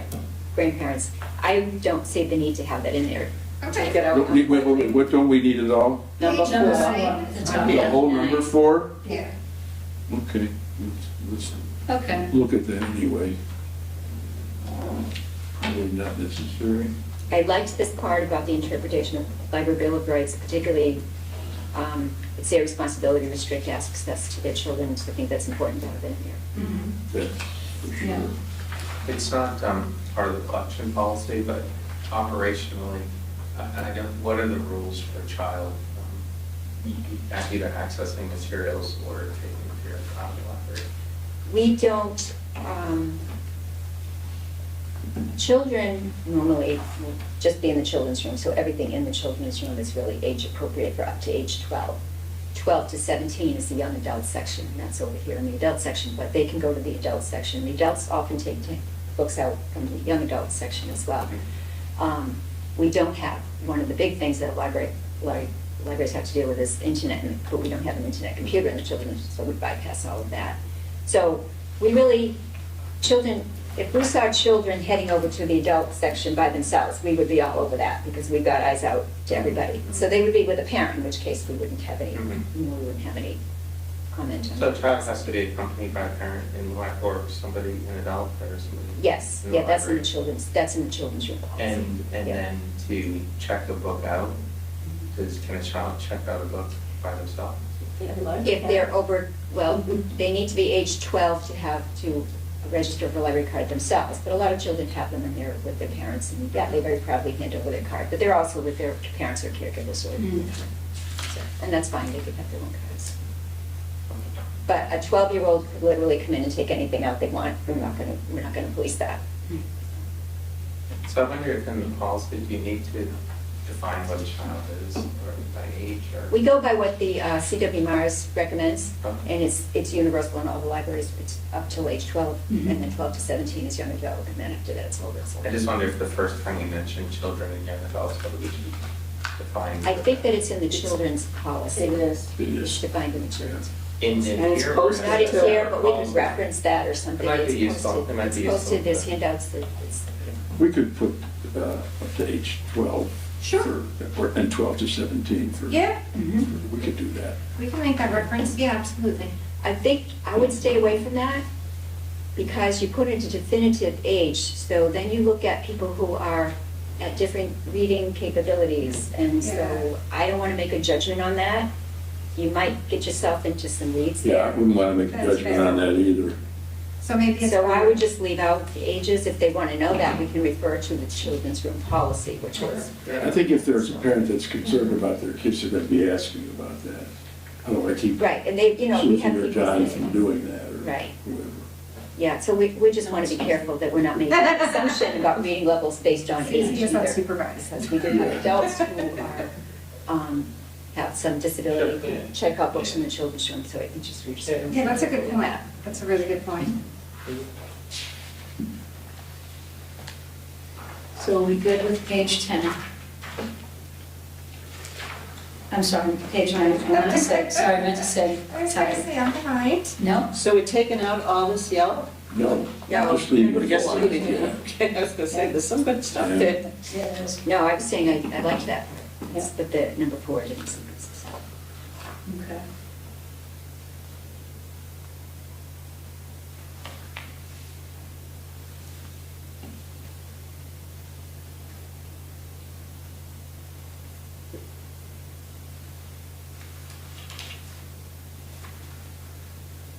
So what would be the recommendation regarding the stuff about the historical society? So, well, first of all, it's the history room, not the historical room, so we're just. You know, I think that's what, we had a little conversation about that in the subcommittee, and you felt pretty Yeah, interested in being able to have at least some things of historical value in the library. right. My understanding is, and I have not been an Auburn resident for like super long, but my understanding is that there was a time when there were Auburn historical things in the library. And what flagged it for me was somebody was asking me about, I don't know, something about trains, and I was like, oh, what are the Auburn historical, and they're like, never open. You know, they are open, they have hours, but they're super restrictive and hard to get to. And so I think it would be valuable to set aside a space to maybe have a rotating, like, some parts of Auburn history for people to enjoy that Showcase. can't Yeah. figure out when and how to get to the Historical Society. So that's why we put that in there, was in hopes of kind of incorporating it, because we feel like it would be a benefit, I agree. without drowning you in historical stuff. Right, well, let me just read this and see where I think you're going with it. First of all, we do have some information. It used to be kept in the history room. Some of them got legs and walked away. So we do have them. There's also an awful lot of stuff in what's called the vault that has never been cataloged. And in my lifetime, I'm sure I'm not going to get to it either. Every library has those. I think it's a possibility for something to discuss about maybe putting some sort of display in the sunroom or something like that. But then we have to be careful about sunlight and all those other things too. Yeah. Because there's just no space. Open concept is wonderful, except you have no walls and you have no plugs. And you have, so there's a lot of, so I think that it's a good idea. Okay, On the top of my head, I know Suzette can relate to how hard it was for me to find space for the Friends, both in the foyer and in the garage, so there's, And I would also think if we put it in here, we should dialogue with the Historical Society. before yeah, Putting it in here. yeah, we can't take their stuff without asking. Well, no, oh, you they'd need to be borrow thrilled to theirs. give Oh, they you don't that. think they would lend it. Oh, sure they would. Oh, yeah, they would. They'd be thrilled to have some of that stuff in the library, sure. Well, okay, I have an idea though, because I assume everybody wants to go home at some point. Yeah. Let's leave this parenthetically in, Yeah. because it's a while to go before we hit final draft. Yeah, And in the meantime, we can have a discussion maybe at the next meeting or a subcommittee on the viability of making this happen in a way that would work for the library, right, Okay. because open concept, and for the Historical Society, and, you know, to determine, you know, maybe you think about how much of a space Yeah. we would work with, and then we can talk about. And I think that it's certainly a good conversation to have, but I think it would be premature to have it because I have zero idea where we could put anything. And I don't think we will until the sunroom is done and the children's room is expanded and I can get a good visual about traffic patterns and, you know, how else we're gonna use the space. In the rest of this, I'm with you on that, Vera. On the rest of this, from page 10 on, these director comments are the only thing that we would really need to pay attention to in the subcommittee, yeah, yeah, right? yes, Yeah. yes. Okay. So we can meet as a subcommittee. Are you gonna not finish? Well, my question, so the question is, are we going to still complete, not necessarily go through every section, but in order to wrap it up, do you want to just quickly just glance through each Yeah, page? and that's what I was gonna ask, Yeah, if there okay. was anything else that Jean was specifically interested in here, where she has the blue, which is her addition, or cross out. Yeah. Sometimes it's crossed out. Anything you want to highlight? Yeah, so I don't know if there's If I anything crossed it out, I can, you want it out. I just thought that it wasn't Okay, either one. so there's very little of that over the next pages. Okay, I have a question before we move on. go for it. Sure, Okay, library programs and services Page. is crossed out. And In the draft top, yeah, in the draft top, is that because it's not in there, or is it because? Wait, Sam, what page? this is the On the head cover cover. sheet, library programs and services is Page crossed 7 and out. It has nothing to do with the collection development. Okay, And it really speaks directly to operations, okay. and so that's why I Okay. took it out. And what is that? That's on page 12. Page 12, and I made a note there, it's not in the. Page 12. Page 7 and 8, isn't it? Yeah, you see every reason to the page. No, yeah, No, it's on page 12, She's private. referring to Library page 12. programs and services. There we go. It's a big heading that was Yeah. there. Why, a lot of the collection development policies have this in it. And I'm wondering what's wrong with this? I think that if the idea is that you're trying to say that we support programs with materials, we could fit that in some other way at someplace else, but I don't know what programs and services has to do with the collection development policy in But this. it comes there, and I did ask that question from MBLC, I think Dee Dee was her name, Maura Dee Dee, and about this. And a lot of libraries do have that in there. And it's like in line 21 on page 12, the library also provides a variety of programming for adults on a regular basis. And what this does is it says this is part of our, the way she explained it, this is part of the offering that the library has. And if you believe that those things are important for the library, then you probably should have them in your policy. And that's why they appear in so many. Plan, and they're in the mission and vision. I'm sorry? I personally feel that this doesn't belong here, that's my opinion. Because they're in the. Because it's just strategic really, plan. it's not related to, the policy is the collection development policy. This is not, programs aren't a collection, services aren't a Well, they're collection. part of the offering of the This is a library, that's why she tangible called it collection. But this is a tangible collection that the policy is talking about. Yeah, So I don't believe that it's appropriate to have in It there. seems that this piece, this library programs and services, is outward facing. This I would put in like a brochure to give to the public, you know, because saying, this is what we have for you. The rest of the document is more like, this is how we manage what we have for you. That's the difference. Because we're I see. talking about tangible items. This is a service. It's not the same thing. So I. Does it- that belongs there. Would it make sense for us to get a little bit more clarification from the MBLC, only because, like, Sure. because, again, we got our stuff from other collections policies, and they all put it in there, so that we can understand why they put it in there and how that applies to us before we commit one way or the other? At the end of the day, they're there to provide guidance, but every municipality is different, and they really try to shy away from telling you what you should or shouldn't have if you have specific questions about legalities or something. But it's really how it reflects your own community, not as the MBLC might see it from their standpoint, so. Okay. Yeah, you know, I would say, you know, at the very least, it's not in the right place. It might be a nice introduction if it's cut down, introduction to the policy or something like that, or just, you know, a separate document from the policy.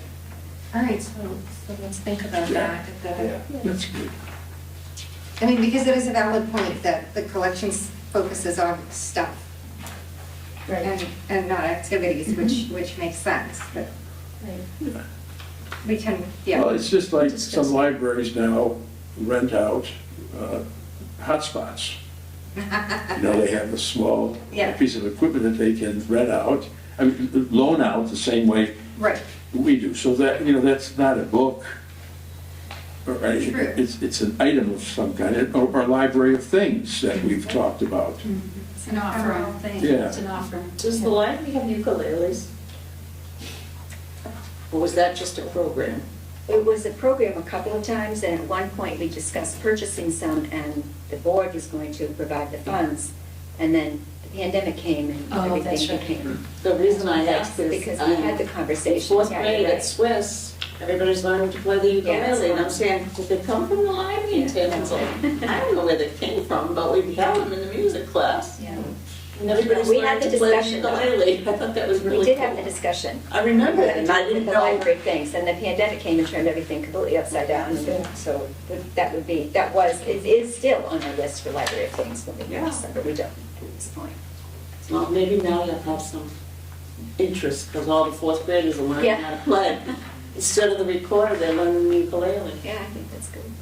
So as far as section 12, Jean, your advice is that it doesn't belong in the collections policy, but I think when the subcommittee meets, or if it meets, then that could be discussed.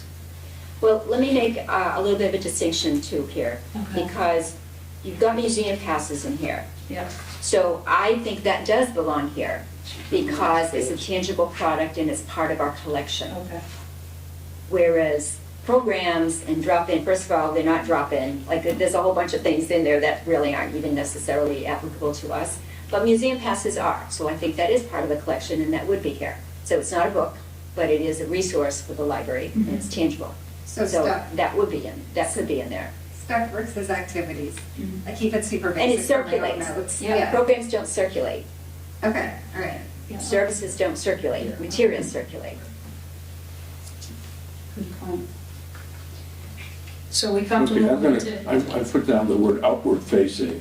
I like that, I like that too. We'll see how that, Okay. but I don't, I don't have the strongest feeling, I'll be able to tell you next time which libraries they came from. Oh, yeah, Yeah.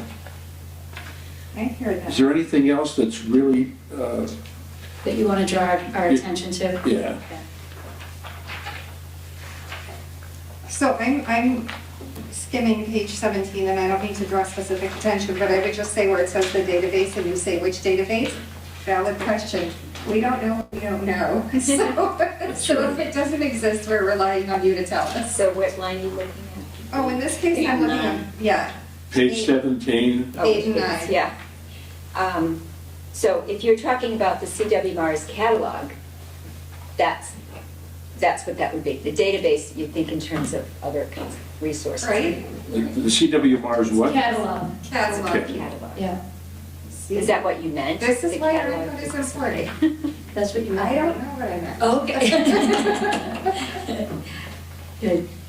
And I'm okay with that. Sometimes I don't, like, sometimes there's stuff in here and it sounds good, but we want to verify that it's true. In the case of the historical stuff, I knew that wasn't here. I wanted to know who to do it because it seemed like it would be a good thing for the people of Auburn. I'm so sorry. So I had, so, and it's where it's in red, that was my question about what the sentence was, so let me read this again. Which one? I'm sorry, page what? Right, it 17. says, not sure what you mean by the previous statement. So the previous statement is CW Mars also provides links to other library consortia and networks. I don't know what you mean by that. To obtain materials not found in it should be in VLC, I guess. You know, And that- VLC does not have a that database. could be a This is all- mistake. This is all bad. No, this Okay. is I think this is a mistake. I think what that might be referring to is not CW Mars provides it, but the apps. So like if you go on Libby, you aren't limited to only accessing CW Mars. Right, is that what you meant, was the No, But by virtue, that is a good idea, John, but that's not what I was thinking. okay, so I think that's a subcommittee discussion unless you just leave it out, because I. Yes, but John, what were you saying? well, if you have an Auburn library card, you aren't only limited to CW Mars. There are other networks that you can access, and the way you can do that is through the same app. You can access CW Mars materials, so the Libby app, which was previous. Overdrive. Well, Overdrive is dead. Overdrive's gone.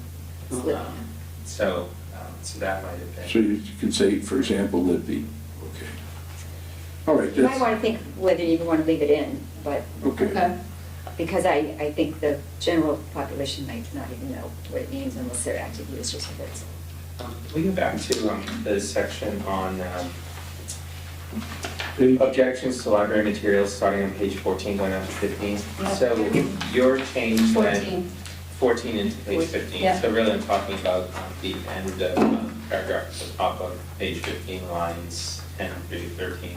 Wait, wait, a minute, on our copy? On our copy, page 15, lines 10 through 13. Oh, Okay, thank you. So your edits, Gene, have the final decision on objections resting with you. The initial draft had that, the ability to appeal to the board. So the reason for that is, it's all over the place with governors are making decisions, and nobody's supposed to be making decisions, it's that the materials belong to the town. The library director is charged with overseeing and being responsible for those materials. And when I did go to that day-long seminar, legal seminar, it is the library director's responsibility. If need be, there could be, support from downtown governance is very different depending on who it is. It has to stop with one person, and in most cases, it really should be the library director, so. See, I think the reason that was in several of the other collection development policies is that what you get then is the 6 elected members who represent the community, my guess would be in supporting the decision of the library director. That's a good way to say that. Yeah. So that's Right. really why that would be in there. Yeah, so, well, if you want to rewrite it that way, that's not the way it's written here. No. Well, we can't say we're gonna weigh in on your side. No, you can't say that. No, but my Well, no, guess you is, charge the library director with the knowledge and the, certainly always going to legal things and making the right decision. The library certainly, the director certainly knows the community as well. Yeah. So the library director is charged with the responsibility of making that decision, and the board's role would be to support the decision of the library director, because the materials belong to the town, and the library director is the one responsible for the materials. So question, if somebody complains to you and you say, all right, complaint heard, material stays because, like scenario 2, we can't take this away from other people, and they don't like your answer, who do they appeal your decision to presently? It's really not supposed to be an appeal. They'll sue.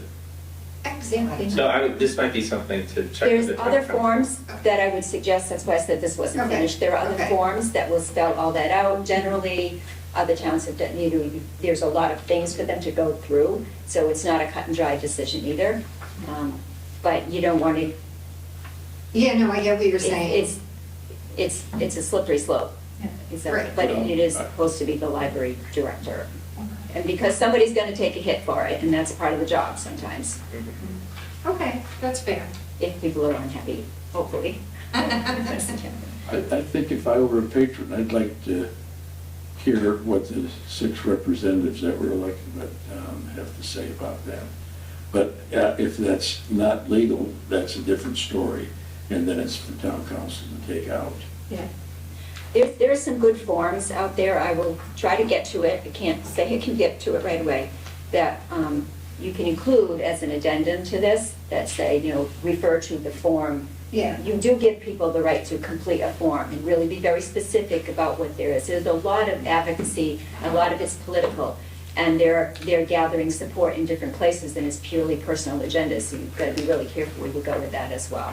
So there are forms that make people, really Yeah. detail all of that, and then you've got a place to start. So I don't think it's something. Really objects. They always have that legal route that can sue the town, as you It were could be, saying. yeah, There's always that, right. you know. And that means the town's gonna support me, but not you. So if they're gonna sue, better to sue me than the board. Hopefully, We're they're gonna protected get under to the that. umbrella insurance policy, that's certainly what Yeah. we were told before. Hopefully, if somebody's that committed over something, I would look at an awful lot of things. Is this really a personal thing? Are you backed by some sort of group that's really, Right. there's a lot of that going on where they're just finding weak, and they're just putting a lot of information about that, but it's just a few people, it's not a lot of people. So are they representing the whole community or just themselves? There's so many layers to this that you've got to be really careful how you look at it. Exactly, that's why we want to, the decision rests with you, and if they want to go past you, where do they go, And that's what the Has form to would say, detail. Yeah. And that would be like the Brookline, remember the form I grabbed from Brookline, which has like, how much of the book did you read, where did you find the issue, so on and so forth. Yeah, It's and good. that was a big discussion in the legal, Okay. the workshop that I went to, and was a brilliant presenter. And the bottom line is, it's the library director's responsibility. Okay. Very good.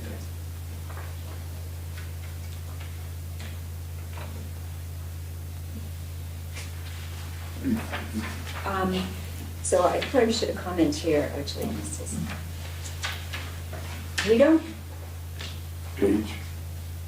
We don't have an ongoing relationship with Perkins Library. Let me just read this, on page 15, number 33. Yeah, we used to, but Yeah. I don't know what happened. We don't, it's a resource.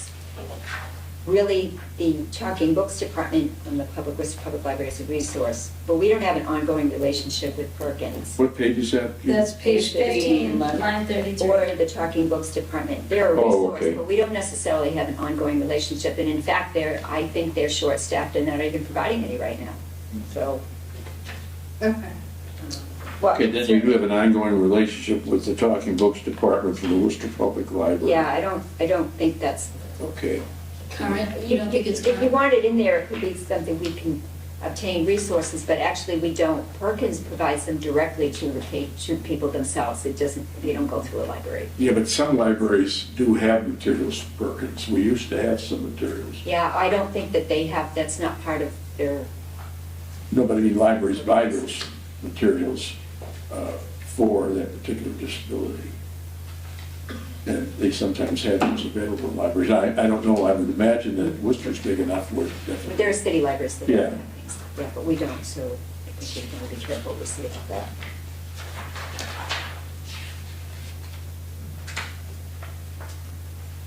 So are we on 16 now? Mhm.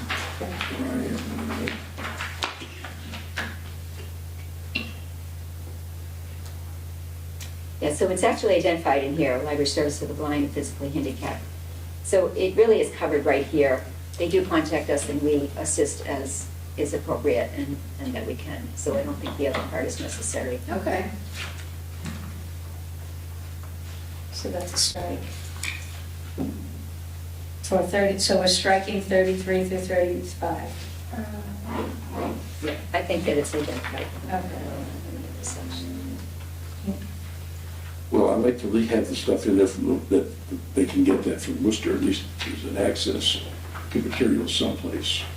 Well, it is here, We're looking at. 9 through 12.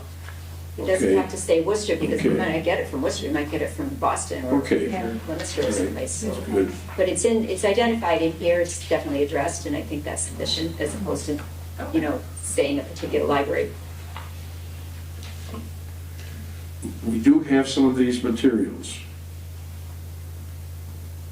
And that was a statement more than a question.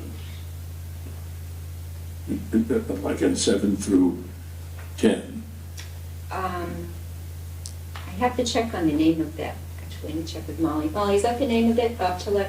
I think ours is a different brand. I think it is too, that didn't look With familiar. the same, So A includes Purpose. circuit magnifier without listing a brand name.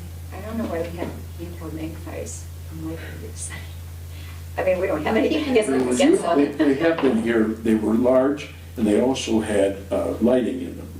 Well, we could get some. Wait, I don't mean that we have to, I just, No, I think it's probably a good idea, this times I could use one. Yeah, I hear that. It's a good idea. So are we leaving 7 through 12?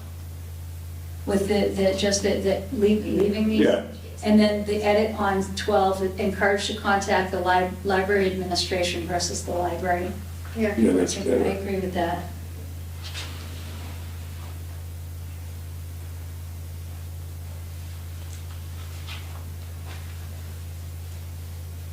Yeah, so there's redundancy here. I think We, that we'll library see- staff, Yeah, you don't it's- need we, No. but just library staff are always helpful. Yeah. You don't have the we. Right. This does bring up something. What is the audience of this document? Are we going to distribute this to the public? Because It's available to the It public. sounds in certain places that it's like informing the public. And is that the intent? Yes, Yes, It is the intent. and I think Okay. that goes back to what I was saying about read it again for tone. Who are you talking to? Right. Who is your audience? Because it is kind of all over the place, but that's just how these things start. Exactly. So it will be on the website and it is intended for the public, for our community. Actually, this is for our community. This is not for everybody in other General public, communities. yeah. Every library writes their own or not, or uses CWRs or something. This one is reflective of our community, so that's who we're writing for. Okay, to inform them of the policies of the library. Okay, gotcha.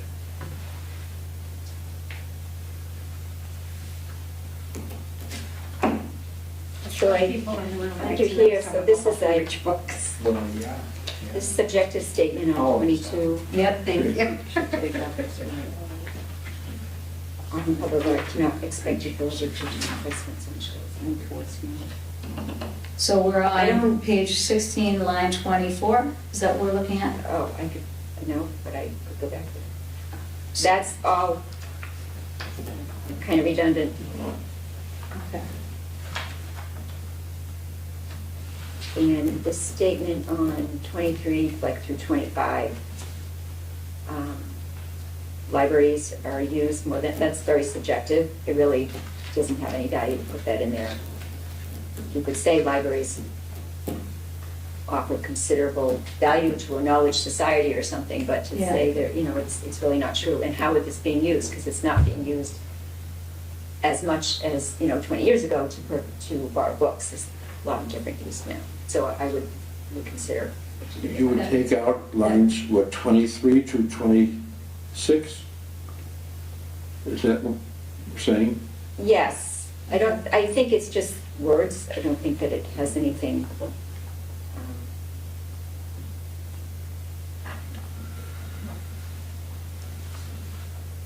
Yeah, that still works. So I added in such as C.W. Myers Consortium, whatever, to sort of flush out where it was going.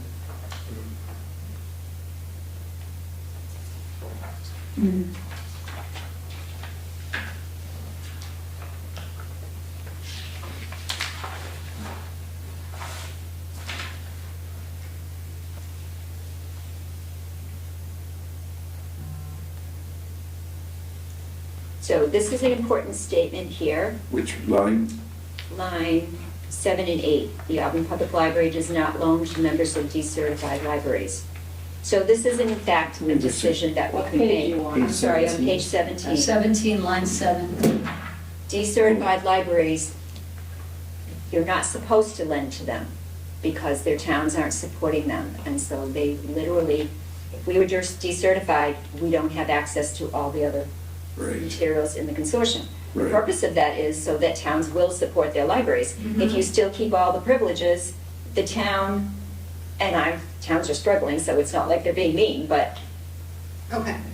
we can, technically, we're not supposed to, but they do leave it up to towns to decide.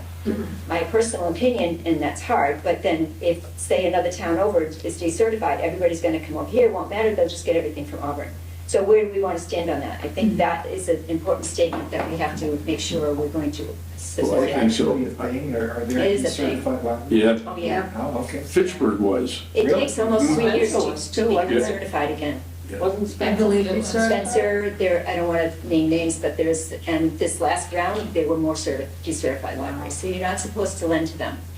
At the end of the day, you can make the decision to do it. I mean, it's hard to turn somebody away, but then you're defeating the purpose. Because if you're required to, your town is required to support you with appropriations and you don't, but nothing happens, you just go 5 miles down the road and get all the privileges anyway. You're not supposed to. And you can't get anything from that library. That's what they suggested people in Fitchburg do without realizing that they Exactly. weren't going to be able to do Yeah. that. So I think this is an important statement. I think the board can certainly weigh in on this. What do you, my suggestion? I would certainly not loan. support that. I agree. Absolutely agree. Good point. So that would all be pivoted on somebody presenting a library card from the decertified library to take a loan out from here. Right. Yes. And all the employees have a list or know the list of decertified? They haven't defined how they're doing that. Really, it's kind of up to me to know who's decertified. They didn't really go in and change anything in the system. And technically, if they work really hard, they could get back up to a certification level. So to put all that of everybody in that town on a decertified list, where it might change in a couple months. The other thing that's very problematic, I don't do it, some other libraries still do, you're supposed to get a library card from your home library. And that's one of the reasons there. So if somebody lives in, I'll just say Sutton, but I'm not pointing at Sutton, but they got a card from Auburn, they're listed as a home, their library is Auburn, and they would still have all the privileges, but you're supposed to go with your town. That's the whole purpose of the town supporting with the appropriations. Yeah. So I don't give other libraries, say, go to Auburn, you can get a card there. No, you can't. If you can't prove that you live in Auburn, you're not getting a card from the Auburn Public Library. You shouldn't. There's still a lot of people in the system who do have one because they were grandfathered in because they were, given cards before. Some libraries do that just to get the numbers up. I'm adamant that if you don't live in Auburn, occasionally that's at my discretion for some really important reason. But if you don't live in Auburn, we don't give you a library card and you have to prove it.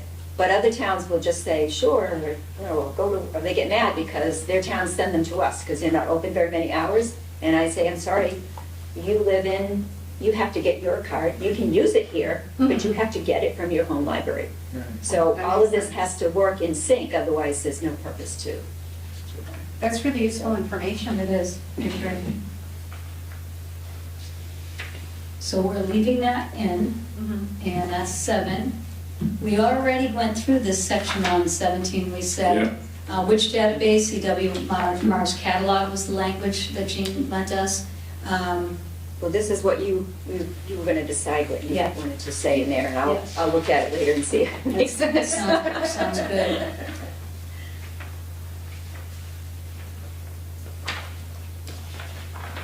So we're on 18, almost there, everybody. There's not much, We're rocking and rolling. Rocking and rolling, making it happen.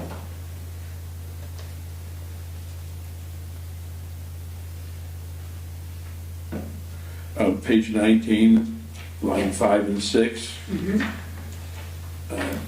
From the direction, probably should say may be transferred to the Friends. Wouldn't that be correct? They may be? We don't give any of it, they're usually not in good condition, you have to Oh, really? stamp them, you have to take the barcodes off, you have to do a whole lot of work to them. And the Friends, they're not even in as good shape as what the Friends get from donations. Okay. So it really is not relevant, they're either outdated, there's a reason we weeded it, so it's probably not gonna go Okay. anywhere. Okay. But we would continue to have donated to other nonprofit organizations, recycled or discarded, right? We can put that in right now, there are very few places that will accept them Yeah. because everybody has a glut of books and Fair. place to go, and so. Save the exception. On line 8 to 10, I'd want to keep that in there. I think that's important for the board to know what's happening with that. And a timeline is helpful. Do you track which materials you leave? Well, we do it in ongoing. There's no one report that I can say, it's the end of the year, I'm gonna run this report. There's multiple voluminous reports that have to be, there's a lot of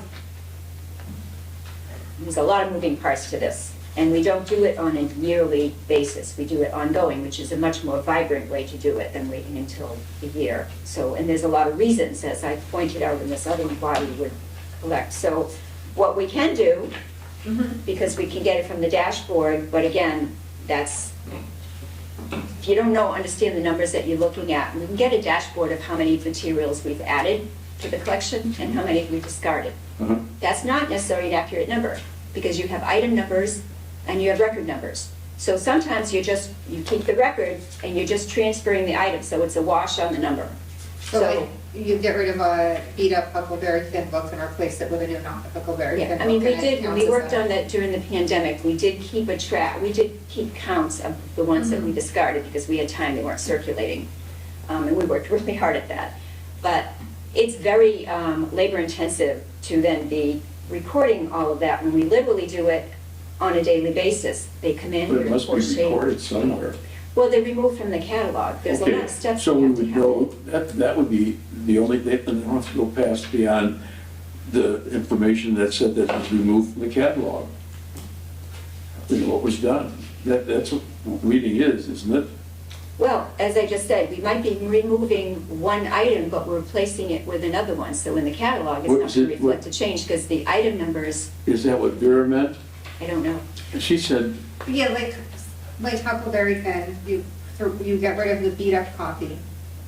But it's a classic, so you replace it with a So, new yeah. copy. So does it count as having been weeded, or does it count as one old, Good one question. new? You have to drill all that down. yeah, one of Does each. weeded mean discarded, or does it mean Right. replaced, or is it in damaged and you're gonna put it back on? There's a lot of different categories. The weeding is, whatever you get rid of is what we're talking about with weeding at the bottom line. It Well, doesn't we are matter. getting rid of it. It's just that it's. Yeah, but damaged. if you But replace it you with are the getting rid exact of it, same but you're thing. putting a new one in. Yeah. So you've gotten rid of the book. Got rid of the damaged book. Yeah. Can we table this and see Yeah. how we're gonna? Yeah, Well, I wouldn't want to table it for too long, or else it gets lost again. yeah. I think the value in tabling this is to figure out what we can get and what we want to get. Like, for Right. example, do we want to know the old Huck Finn book went and was replaced by a new one? Or do we want to know that several books went because nobody reads them anymore and they were replaced with new? That would be more interesting. Right. It would be almost impossible for us to do that for every title, if that's what you're looking at. That's really, If I could make a suggestion, so maybe separate and subsequent to finalizing the policy. we could talk about operationalizing, and I know at one point we had discussed board members perhaps participating in the collections, development, and weeding process. So this might be something that, if at a future date, member or members of the board are involved with that, then maybe that could be a responsibility that they could have, is to report back to the full board. So you could maybe shift some of that responsibility. We could, the board wouldn't be able to get into the reports or into the system. No, I know, but That, maybe, so, maybe, I yeah. don't think this is something that has to be exhaustive, I think Yeah. this is more an illustrative. Yeah, I mean, my idea for assistance from the board of collection development is to take a section like travel. But you have to be trained to know and Right, to look sure. at Yeah, it, sure. you know, what is, and that's why we use many different ways of looking at it. So, weeding should go hand in hand with collection development. You're just gonna take a bunch of things out, but you're not replacing them with either something that's relevant or an updated edition, or a hardcover, a copy, or a paperback. There's just a lot of different ways to look at it. You know, what is, the question I'm struggling with is, what is the value to us of knowing the details of what is weeded? You know, maybe we should be looking for, you know, total collection number. And those are in the ARIS report, Yeah. so those are already recorded So yeah, those are there. by format. And So- yeah, by format, by section, I'm assuming there's a children's total and an Exactly, adult total. yes. And So that's nonfiction, all there is. all that kind of stuff. Right. And what we would be looking for in the board is, you know, is the collection staying steady? Is it decreasing? Is it growing? You know, and that type of thing. But the individual books that are weeded, not sure we can keep up with that. Yeah, I mean, we could. But you split- have to know what you've taken out of your system. You know, because if the book is no longer available online then, once you've taken it out. Right. And so that process has to happen. And it does happen, you know, at the library level, with the library Right. administration. But you can get really bogged down in details like this, where the numbers are in the ARIS report. At the end of the day, I think we have 67,000 right now. We're at capacity, so we already know that. We're not gonna try to grow to 80,000. We can't. We don't have space. In fact, we will actually be eliminating some more when we need. So add a book, lose a book. Yeah. So I think what we agreed is to sort of table that for now, and what is weeding, what does it entail, what's the value? So that's a discussion I think that could be moved to a subcommittee. If we could just keep moving, because we're almost there through the document, gifts, donations, policy, we could just take a look at that for a minute.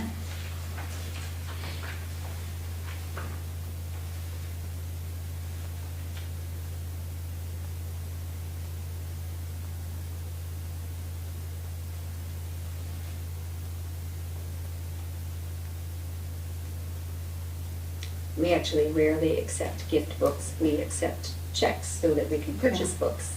So we don't want people saying, because that's why people come to us all the time.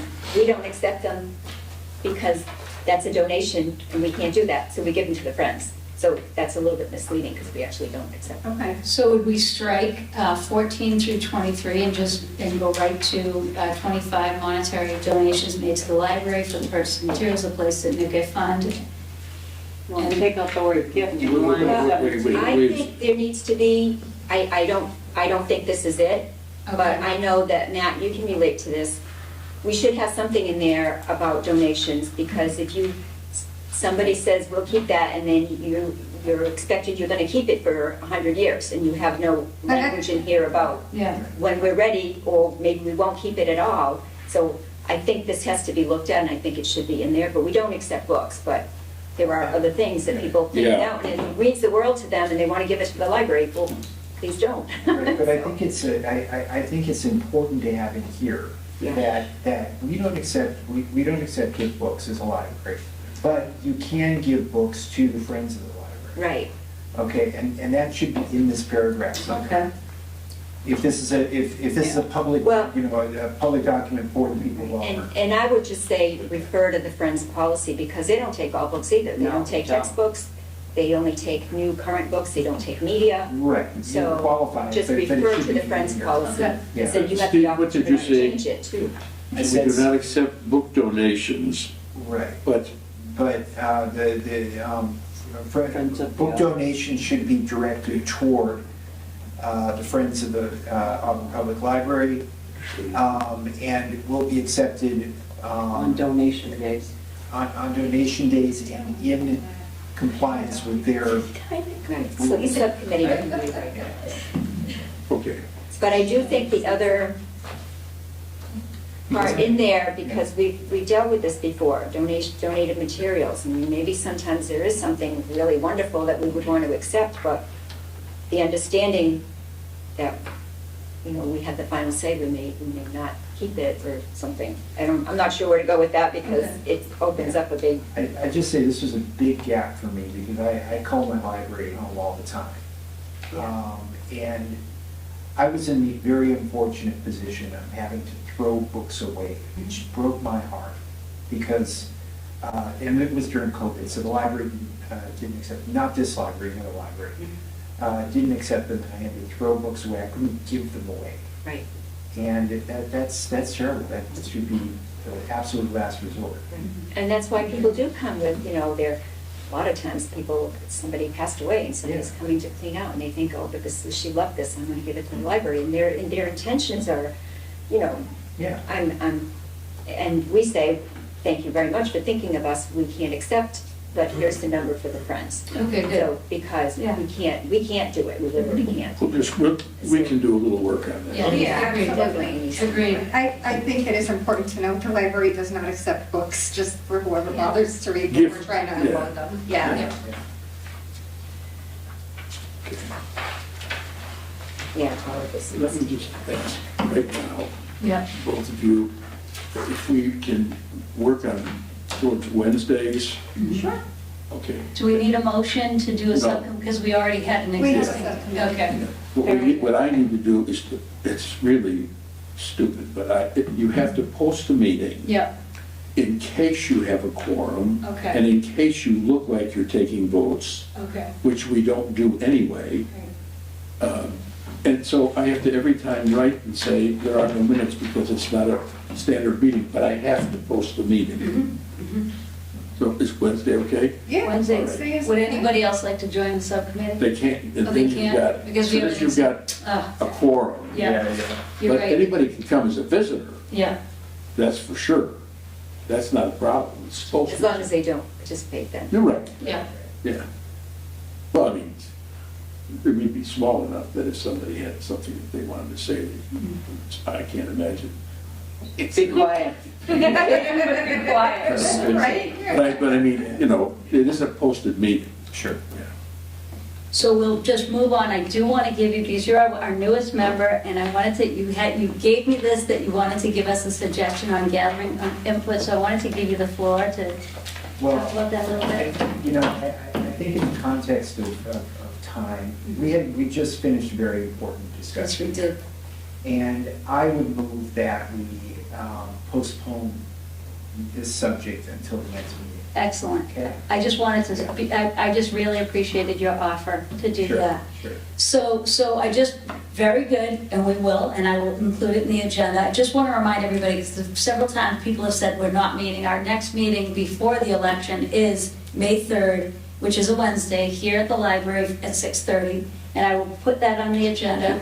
But I do. Mary, Yeah, I'll sure. make a motion for that because it's not a standard scheduled meeting. I'd like to make a motion that Okay. we meet on May May 3rd, 3rd, 2023 at 6:30 at the library. yes, and on June, whatever the first Wednesday is. And June, I think it's And the first Wednesday of June. the first Wednesday of June. That would be strictly for reorganization. Okay, That's, you know, and I know that we'd like to do everything else and so Yeah. would I, Wednesday. but that's not exactly. so June 6th, Is that within the?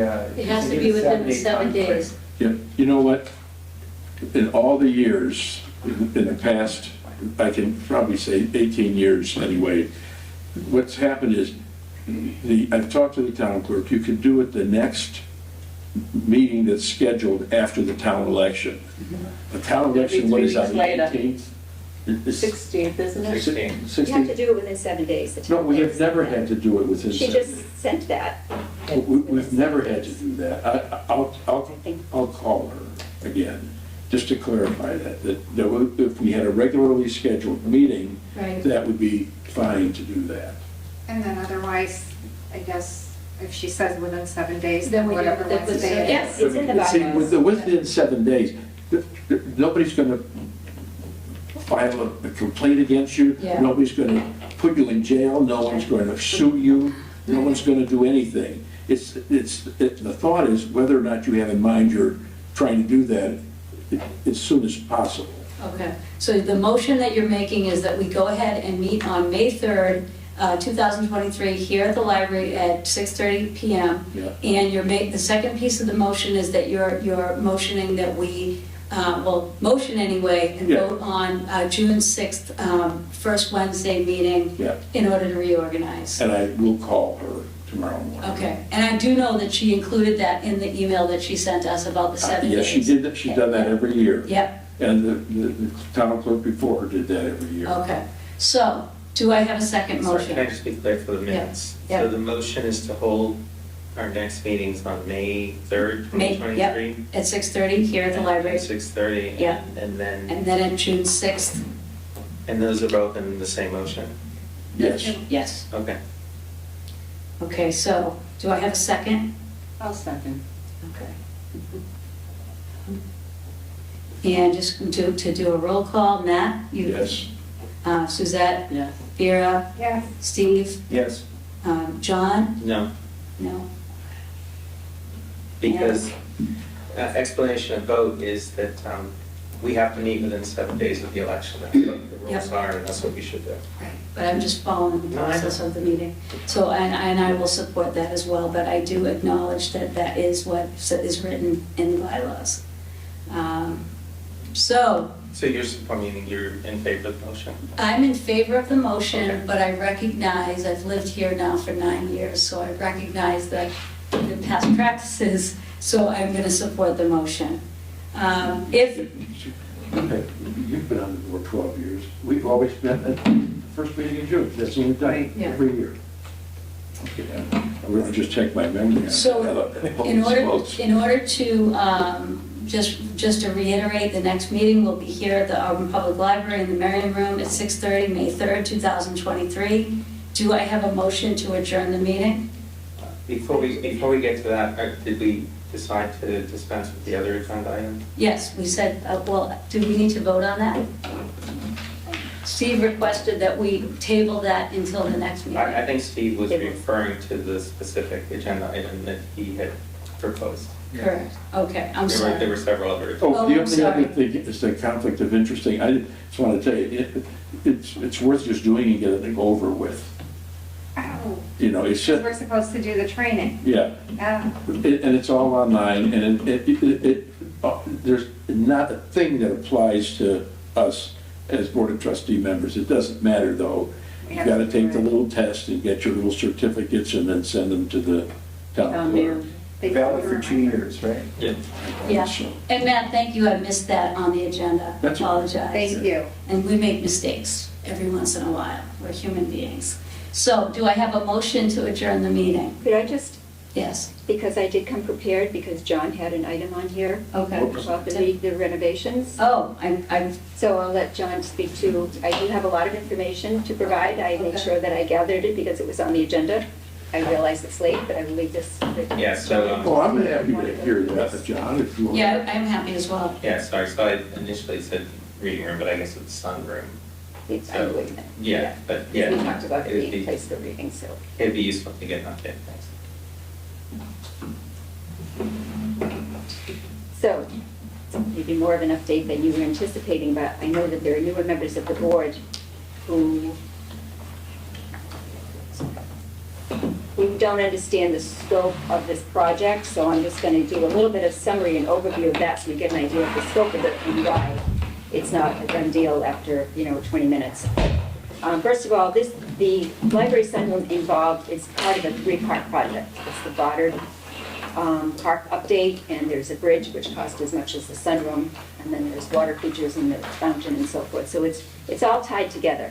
when I had a meeting with town manager and DPW director the other day, it's also tied to many, many grants and funding sources. And some of them are time sensitive, or you can't do this one until the others are done. So there's a lot of priorities there.